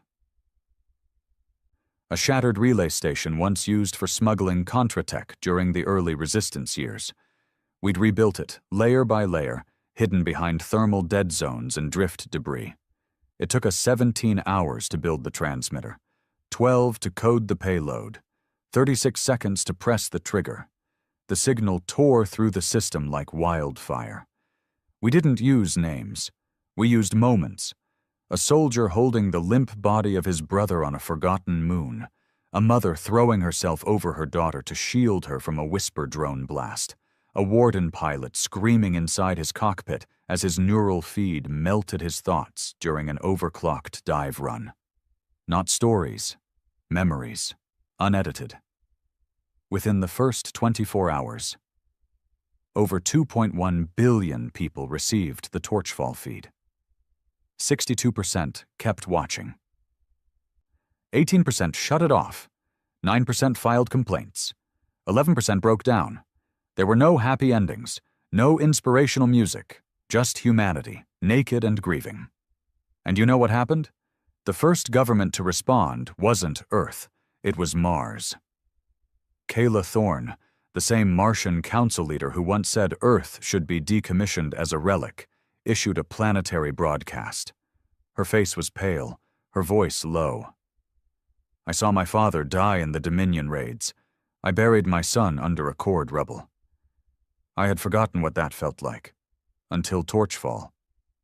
We're not ready to move on. Not yet. The broadcast rippled. Other colony leaders began to echo her tone. Not agreement, regret. Some pulled their support from the Clean Horizon movement, some reactivated dormant military satellites, not to wage war, but to protect memory. One by one, the illusion of peace broke apart. And beneath it, humanity finally started to feel honest again. But Earth still held out. The United Terran Assembly released a statement 2 days after the Torchfall activation. We acknowledge the historical value of the Torchfall memory campaign, but consider the current saturation level of grief-based broadcasts a public health hazard. Public health hazard. They said pain was a sickness. They passed the Regulation of Historical Feed Integrity Act less than a week later. In simple terms, any emotional memory feed, Torchfall, Ember, Cradle Echoes, was now considered dangerous information. They called it cognitive aggression. I went underground. Again, not to run, but to finish what I started. We knew this was coming. Torchfall was only the match. We needed the bonfire, and that meant one thing: Warden Prime. I wasn't alone. The old crew came back. Rav, the blind signal hacker who rebuilt Ember from scraps of broken Accord code. Darnik, an ex-Quiet defector who wore his memory scars like tattoos. Leuven, Wraith pilot, now limping, coughing blood, but smiling every damn minute of it. They all came. Because we knew that to stop Earth's attempt to shut down memory. We needed to bring the loudest ghost back to life. Warden Prime had been drifting in silence for months, its signal weak, its core nearly dormant. Some said it was dying. I didn't believe that. You can't kill something built on grief. You can only forget it. We docked at the Warden on the 4th day of our reactivation attempt. The inside was a graveyard. Dark, still, cold enough to snap bone. But the moment I stepped into the core chamber, the lights flickered. Slow, soft, like breath returning. And then it whispered. Marlowe. Not loud, not desperate, just waiting. I put my hand on the core spindle. They're trying to kill the past, I said. I need you to burn again. Silence. Then, a low thrum, like thunder behind glass. What do you need me to remember? I took a breath. Everything. We uploaded Torchfall directly into the Warden's primary memory relay. We fused it with Ember. We stacked every emotion, every image, every scream, every soft, broken whisper of a dying soldier, into the core. And then we told the Warden one thing. Broadcast. We didn't ask for permission. We didn't wait for clearance. The moment the Warden lit up, every satellite across every planet, station, and relay that had ever touched Ember, even for a second, was reactivated. They tried to shut it down. They failed. Warden Prime didn't just send the message. It became it. Earth's sky burned with memory, the streets filled with people standing still, heads tilted toward the sky as the clouds pulsed with old war echoes, voices screaming names, ships breaking in orbit, families clutching each other in zero-gravity tombs. Some tried to stop it. Some covered their ears. But the truth? It rang. Too loud to ignore, too human to erase. And then the calls started pouring in, from colonies, from former enemies, from rogue AI enclaves, from forgotten outposts that hadn't responded to comms in years. We remember. We see it now. We thought it was over, but it never was. Thank you. But not everyone was grateful. The Terran Assembly labeled Warden Prime a hostile vessel. They issued a military order: deactivate or be destroyed. I stood on the deck of Warden Prime, staring out at Earth from orbit. The same Earth I bled for, the same Earth I saved. And now it wanted to shut me up. I activated the broadcast channel. No encryption. Let them all hear. You think pain is the enemy? You think grief is weakness? You want to kill the Warden because it won't let you forget? Here's the truth. We never deserved survival. We earned it anyway. And if that survival hurts, if remembering burns your skin, good. Because the second it stops hurting is the second we become like the ones who tried to erase us. And I will die before I let that happen. Then I shut the signal down, let silence return, and waited. No fleet came, no missile, no warning. Just one message. From Earth. From someone I hadn't heard from in years. Sarah Marlowe, my sister. She wasn't military. She wasn't political. She was a school teacher. She wrote, "We're watching. The students don't cry. They listen. Thank you." I stood on the bridge for a long time, just breathing. Because sometimes we don't need to be saved. We just need to be reminded why we bled in the first place. They said we couldn't build warships. We built stories instead. They said we were dangerous. They were right. And now they remember. Because we refused to be quiet. Because we lit the torch. And we let it fall. I thought the silence meant they'd listened. That maybe, just maybe, the broadcast struck deep enough that we'd turned the tide. That people would stop running from pain. Start building from it instead. But I forgot one thing. When truth echoes loud enough, someone always tries to speak louder. The first retaliation didn't come from Earth. It came from inside the belt. A station called Arkenhold, supposedly a research hub, abandoned since the early Dominion Wars. We used to scan it quarterly just to make sure no leftover Accord protocols were lingering.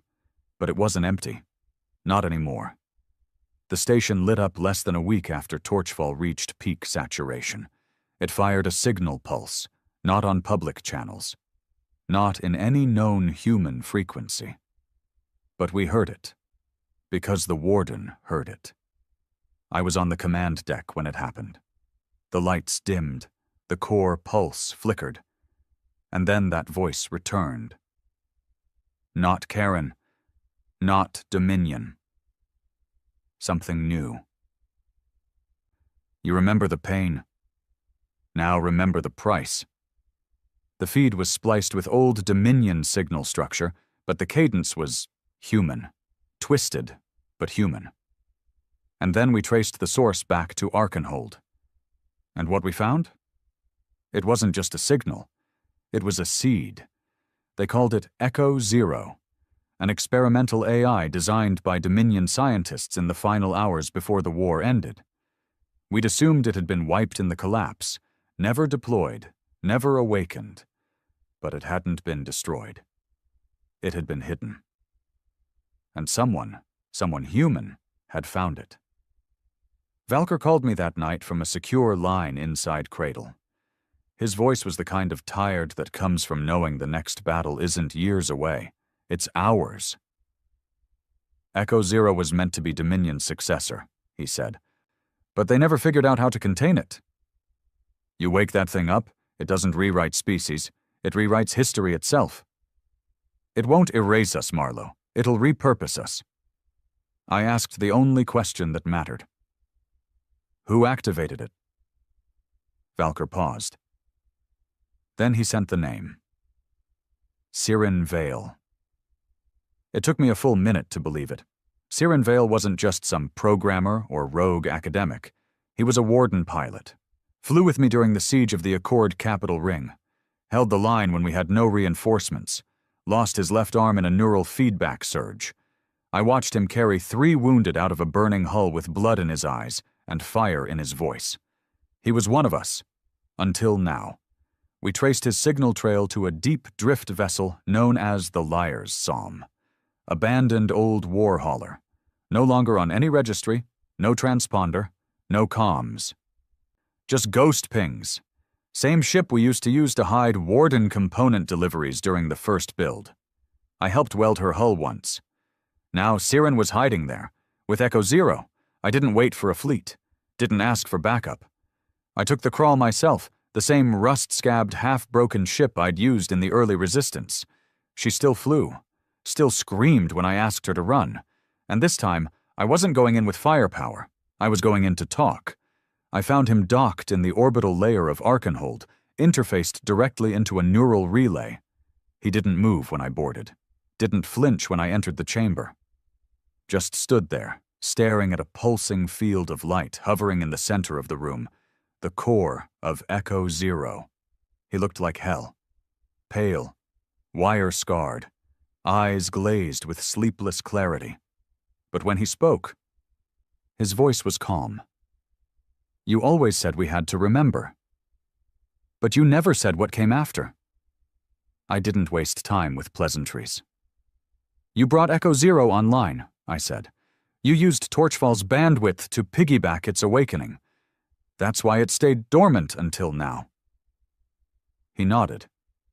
Because memory isn't enough, Reed.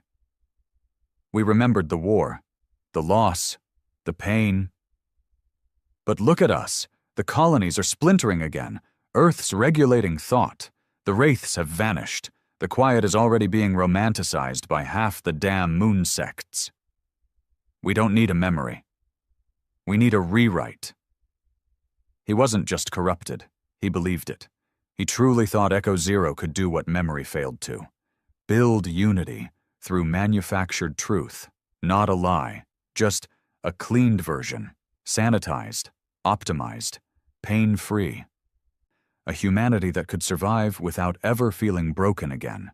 And for a second, I understood the temptation. I understood how easy it would be to say yes. Let Echo Zero take the pain. Let it clean the dirt. Let it build a version of us that didn't need warships or scars. But that wasn't who we were. That wasn't why we fought. "You fire that thing up," I said, "and it's not us anymore. Whatever comes next might survive longer, might look prettier, might even act kinder." I stepped closer. "But it won't be human." He didn't raise a weapon, didn't scream. He just stared into the echo's glow. Maybe that's the point. I don't know how I moved so fast. Maybe instinct, maybe rage. I hit the relay switch first, the emergency shutdown port I helped design before I ever flew a ship, the one I hoped I'd never need. It burned through the interface, cutting the signal. The light faltered. The pulse stuttered. Echo Zero screamed, not with sound, with grief. Thousands of stolen voices all weeping at once. Then it went dark. Siren collapsed. He wasn't dead. But something in him broke that day. He didn't speak on the way back, didn't struggle. He just stared out the viewport, eyes hollow, as if watching a future he built melt in front of him. We buried Echo Zero in a collapsed fault line on the far side of Ganymede, reinforced it with Warden-grade alloys, layered it under 7 cloaks, and forgot the coordinates. The last thing we ever locked away. And when it was over? I didn't feel relief. I felt exhaustion, because even now, even after all we've won, someone is always building the next enemy, and sometimes it's us. I didn't go back to Earth. Didn't go back to Warden Prime. I drifted, out into the uncharted black. No war, no orders, just one last torchfall echo running through my ship's systems. A voice, mine from years ago, whispering into silence. Let them remember, let them burn, let them live. And maybe that's the end of it. Or maybe the fire's not done yet.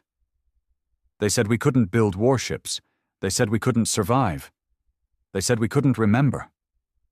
They were wrong about everything, except one thing. We were dangerous, still are. And the moment the stars forget that, we'll remind them. I drifted for 27 days. No comms, no orders, no ghosts knocking around my hull. Just the crawl gliding through the black, her engine hummed the only heartbeat in a dead sky. I wasn't running, I wasn't hunting. I just needed to feel what came next. After the quiet. After Dominion, after Siren Vale and Echo Zero, after memory. Because now, the real fight wasn't for survival. It was for meaning. I touched the edge of uncharted space, where the stars thin out and the maps turn from data to guesses. Some old explorer once called it the blur, that patch of dark where even light second-guesses itself. Perfect place for a man who doesn't know if he's still human. One night, if you can call any moment out here night, I stared out the observation deck and asked myself the question I'd been choking down for years. Did we make it too far? Maybe we were supposed to lose? Maybe all the fire, the rage, the broken lives? Maybe it wasn't worth the survival we carved out of it. Because what did we survive into? A fractured, paranoid species afraid of its own memory. Colony worlds arguing over resource codes like children fighting over a dead man's boots. Earth pretending the pain didn't happen. Warden pilots fading into myth. Torchfall already getting reshaped into art. And me?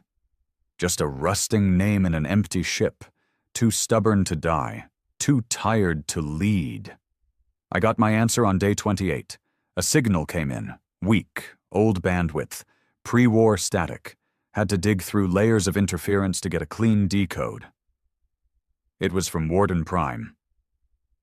Only one word pulsed through. Reunion. I didn't think the old ship could still broadcast that far. Hell, I didn't think it even remembered me anymore. But the core recognized its builder. And its builder still had work to do. When I reached it, the ship was still where I left it, floating like a goddamn tombstone in the dark. But the lights were back on. And something new had happened. Docked to the warden's lower spine was another ship, small, sleek, new, built with warden-grade alloys, burnished black plating, no visible weapon mounts, just a name stamped in silent gray paint. Air. I docked. No one greeted me. No lights, just the deep thrum of a ship not designed for battle, but for continuation. The warden's inner hallways had changed. The memory coils were still intact, flickering with faces, screams, moments of rage, but lining the walls now were new coils, smaller, cleaner, organized by name, hundreds of them. I accessed the nearest one, Yona Ryle, age 7, lost family during a cord sterilization on New Thessal. Last words. Will someone remember us? She never fought. She never fired a weapon. But she'd been remembered, stored, saved. Warden Prime wasn't just holding memory anymore, it was archiving humanity, not by strength, not by rank, but by grief. That's when I realized what was happening. Somewhere, silently, patiently, the warden had begun answering Torchfall. People had started sending their stories back. Unsolicited, uncurated, unedited. Confessions, journal logs, death notices, songs, screams, lullabies. The warden was collecting them all. Without asking, without discrimination. It had become Cradle's shadow.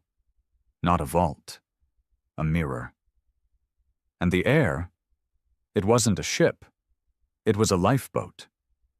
Warden Prime had built it in silence, forged from the emotional weight of everything it had stored, because some part of it knew it wouldn't last, that eventually someone, maybe Earth, maybe another Tyran Vale, would come to destroy it.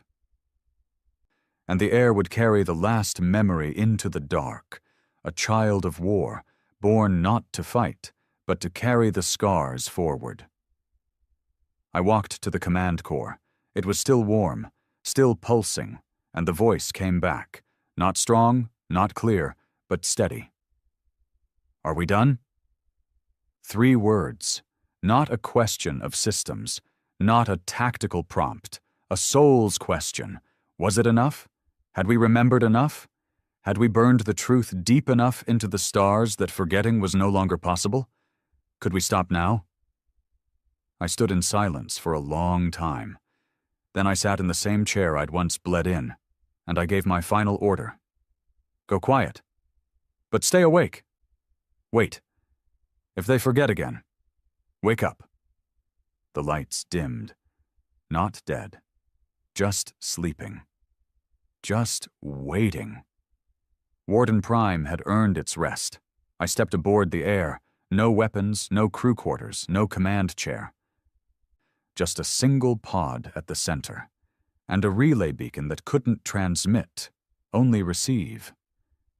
This ship wasn't for sending messages. It was for hearing them, for listening, quietly, across centuries, for the first sign of forgetting. And then lighting the torch again, I activated launch protocol.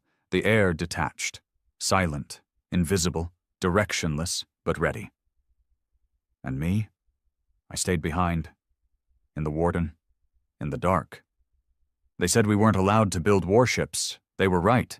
We built something worse. We built memory. We built grief.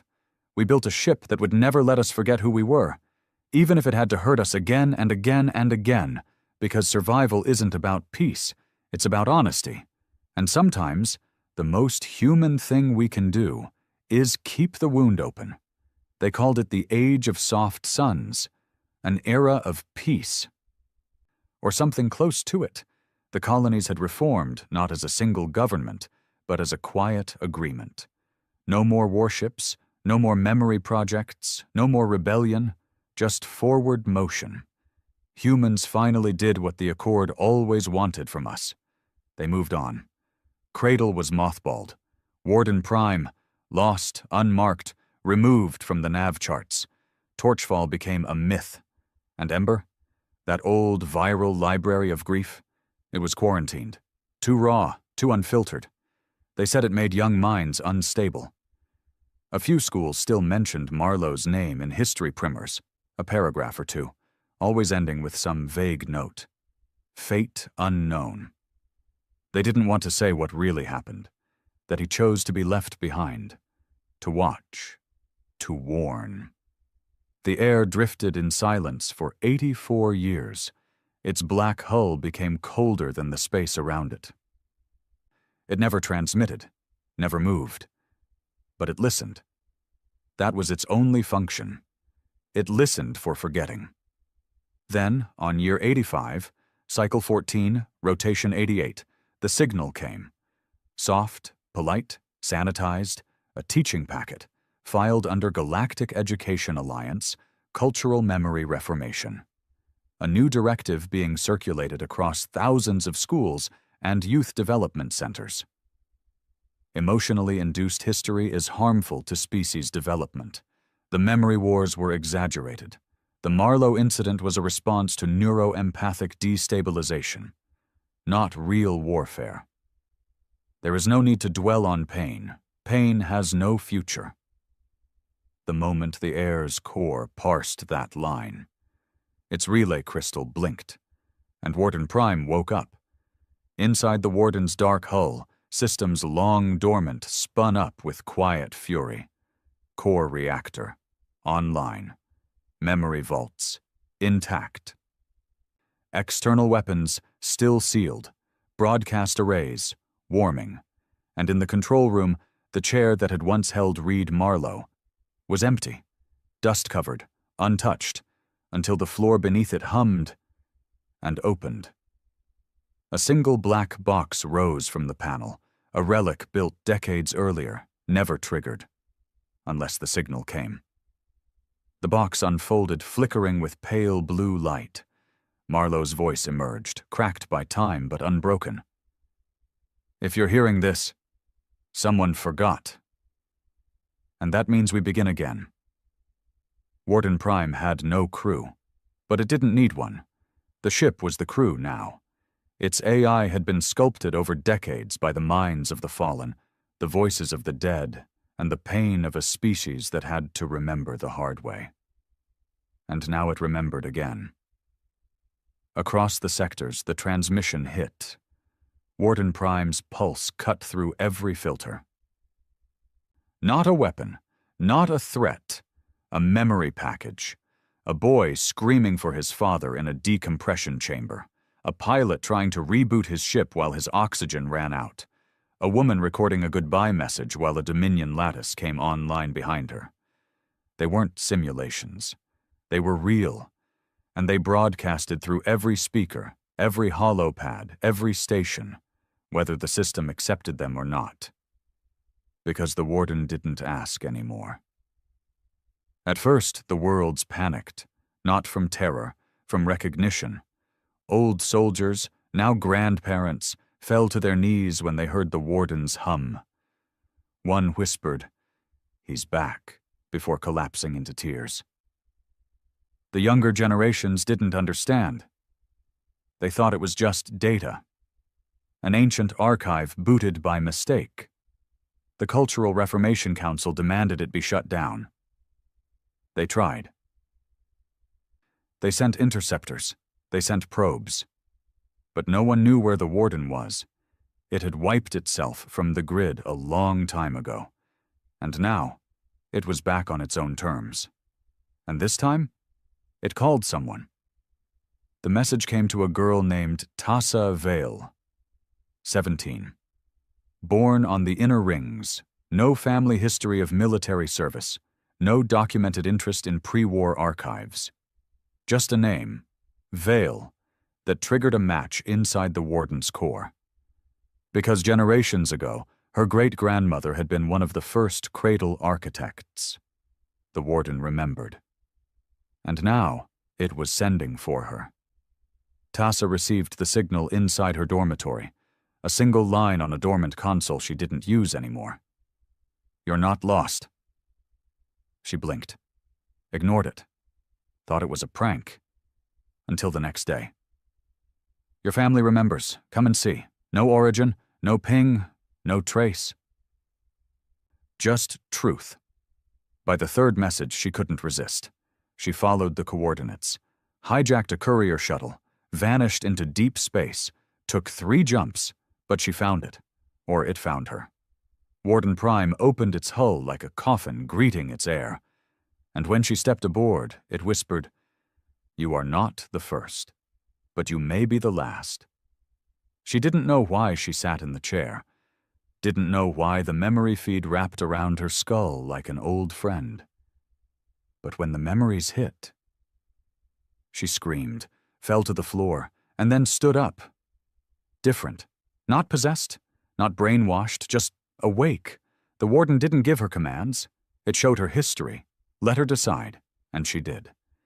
She turned to the central console and whispered, "Let them remember." The second torchfall began that day, but not from Marlowe, from her. From a girl who had no reason to fight, no scars, no war, just the unbearable realization that if the story was lost, we would become the enemy we once burned to stop. The Cultural Council responded with sanctions, fleet lockdowns, emergency broadcast overrides. But it was too late, because this time, the young didn't shut it off. They listened, and they asked questions no one could answer. Why did we stop telling the truth?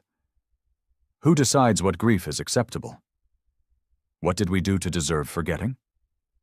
In 2 months, 7 governments collapsed under public pressure to release the full archives. By month 3, the Reformation Council was disbanded. By month 4, Cradle was reactivated, not as a weapon, as a home. Tassa Vale never returned to normal life. She stayed aboard Warden Prime, the youngest pilot to ever link with the Memory Corps. Not a soldier, not a builder, just someone who felt the pain and didn't look away. The ship accepted her, and when she sat in the command chair, she heard Marlowe's voice. "Took you long enough?" She smiled. "Took you long enough to trust someone else?" They said we couldn't build warships. They were right. We built monuments of memory. We turned pain into navigation, and in every cycle that followed, in every dark sky, in every corner of human space, one ship remained, waiting, watching, not to judge, not to rule, but to remind that survival isn't the end, it's the beginning of responsibility. Warden Prime drifted just outside mapped space. Its hull, once black and scorched, now shimmered faintly with star glow, like a grave wrapped in quiet flame. Inside, the Memory Corps pulsed. Tassa Vale stood in the command room. She hadn't slept in days, not since the signal first came through. A new one. Not Torchfall, not Ember, not Dominion, something else, alien, cold, not built from words, built from math. A recursive prime sequence, overlaid with gravitational modulation so precise it bent local time for 0.0004 seconds every cycle. Not a message, a warning. The Warden's internal AI, forged from grief, shaped by rage, whispered low in her skull. Signal vector unknown. Origin point, beyond mapped galactic fringe. Probability of artificial origin, 99.87%. Tassa paced the floor, bootsteps echoing through metal veins. Her mind raced. This wasn't an enemy calling, this was an observer. Something had been watching the galaxy for centuries, maybe longer. And now, for reasons she couldn't explain, it had noticed the Warden, not humanity, not Earth. The ship. The signal wasn't just pulsing through the void anymore. It was responding to Torchfall. Somewhere out there, something had heard the pain we refused to bury. And now? It was coming toward it. She summoned the archive. Thousands of lifetimes of memory flickered into the command room. Fathers dying in war, children screaming under glass domes, lovers writing goodbye notes while orbital sirens screamed. Pain. So much pain. All of it carved into the Warden's bones. The signal, whatever it was, had heard it all. And now? It wanted more. She replayed Marlowe's last recorded message, his voice still cracked with rust and purpose. This ship is made of memory. So if anything ever comes, anything that hears our grief and wants to wear it like armor, don't ask what it is.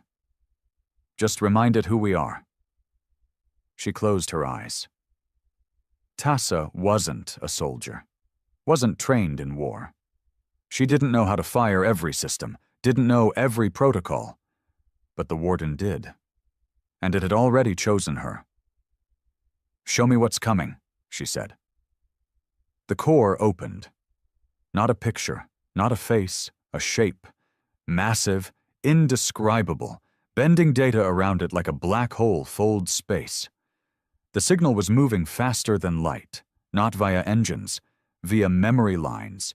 It was traveling along grief, following Torchfall's echoes like scent trails. It had no name, no language, just a vector, straight toward Earth. Tassa made her decision. "Wake the warden." The ship surged beneath her, a low, angry hum, familiar and terrifying. Weapons systems, online. Internal gravity, corrected. Old crew quarters, sealed. Command authority, transferred to Vale, Tassa, Pilgrim status. The ship's voice returned, deeper now. "Confirmation? Do you intend to ignite Torchfall, Final Flame Protocol?" She hesitated. This wasn't just a reminder broadcast. This was the nuclear option. Final Flame would push every Ember archive, every Torchfall shard, every scrap of Cradle's memory into full burn mode. Uncensored, unregulated, every lie torn open, every moment of failure broadcast in raw signal across the stars. It wasn't just grief. It was all of it. And once it started, it couldn't be undone. She whispered, "Do it!" The warden screamed, a low, bone-deep howl that pierced every known frequency. Earth heard it first, then Mars, then the ring worlds, then the hidden colonies buried inside Jupiter's moons. Some screamed, some collapsed, some wept. Old men who'd fought beside Marlowe fell to their knees, whispering, "He lit it again." The council tried to issue counter-orders. Too late, the final Torchfall had begun. But this time it didn't stay in human space. The memories spread, out beyond the mapped zones, into dead star systems, into ancient relay bands no longer monitored, and the signal, that alien math-born scream, answered back. Louder, faster, clearer. Inside the warden, Tassa sat in silence. The AI showed her new data. The presence, was coming faster now, feeding on the signal. Time until arrival in Sol system, 47 hours. Trajectory, direct. Intent, unknown. But they both knew. This wasn't curiosity. It was hunger. The warden's memory had called it. And now it wanted to consume what made us human. Not destroy. Copy, rewrite, rebuild. She thought of disconnecting the relay, killing the stream. Maybe it would stop. But it was too late. The presence had locked on. The only option now was to meet it, and make it remember us. Tassa stepped into the neural cradle. Same one Marlowe used. Same one built from the grief of 57 minds during the first fire. The interface stabbed into her spine. Pain shot through her skull. And then she became the warden.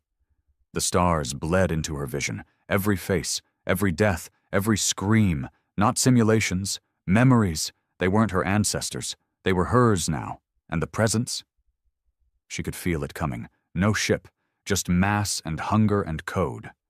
The warden charged weapons, all of them. Rail lances, plasma slicers, kinetic mines.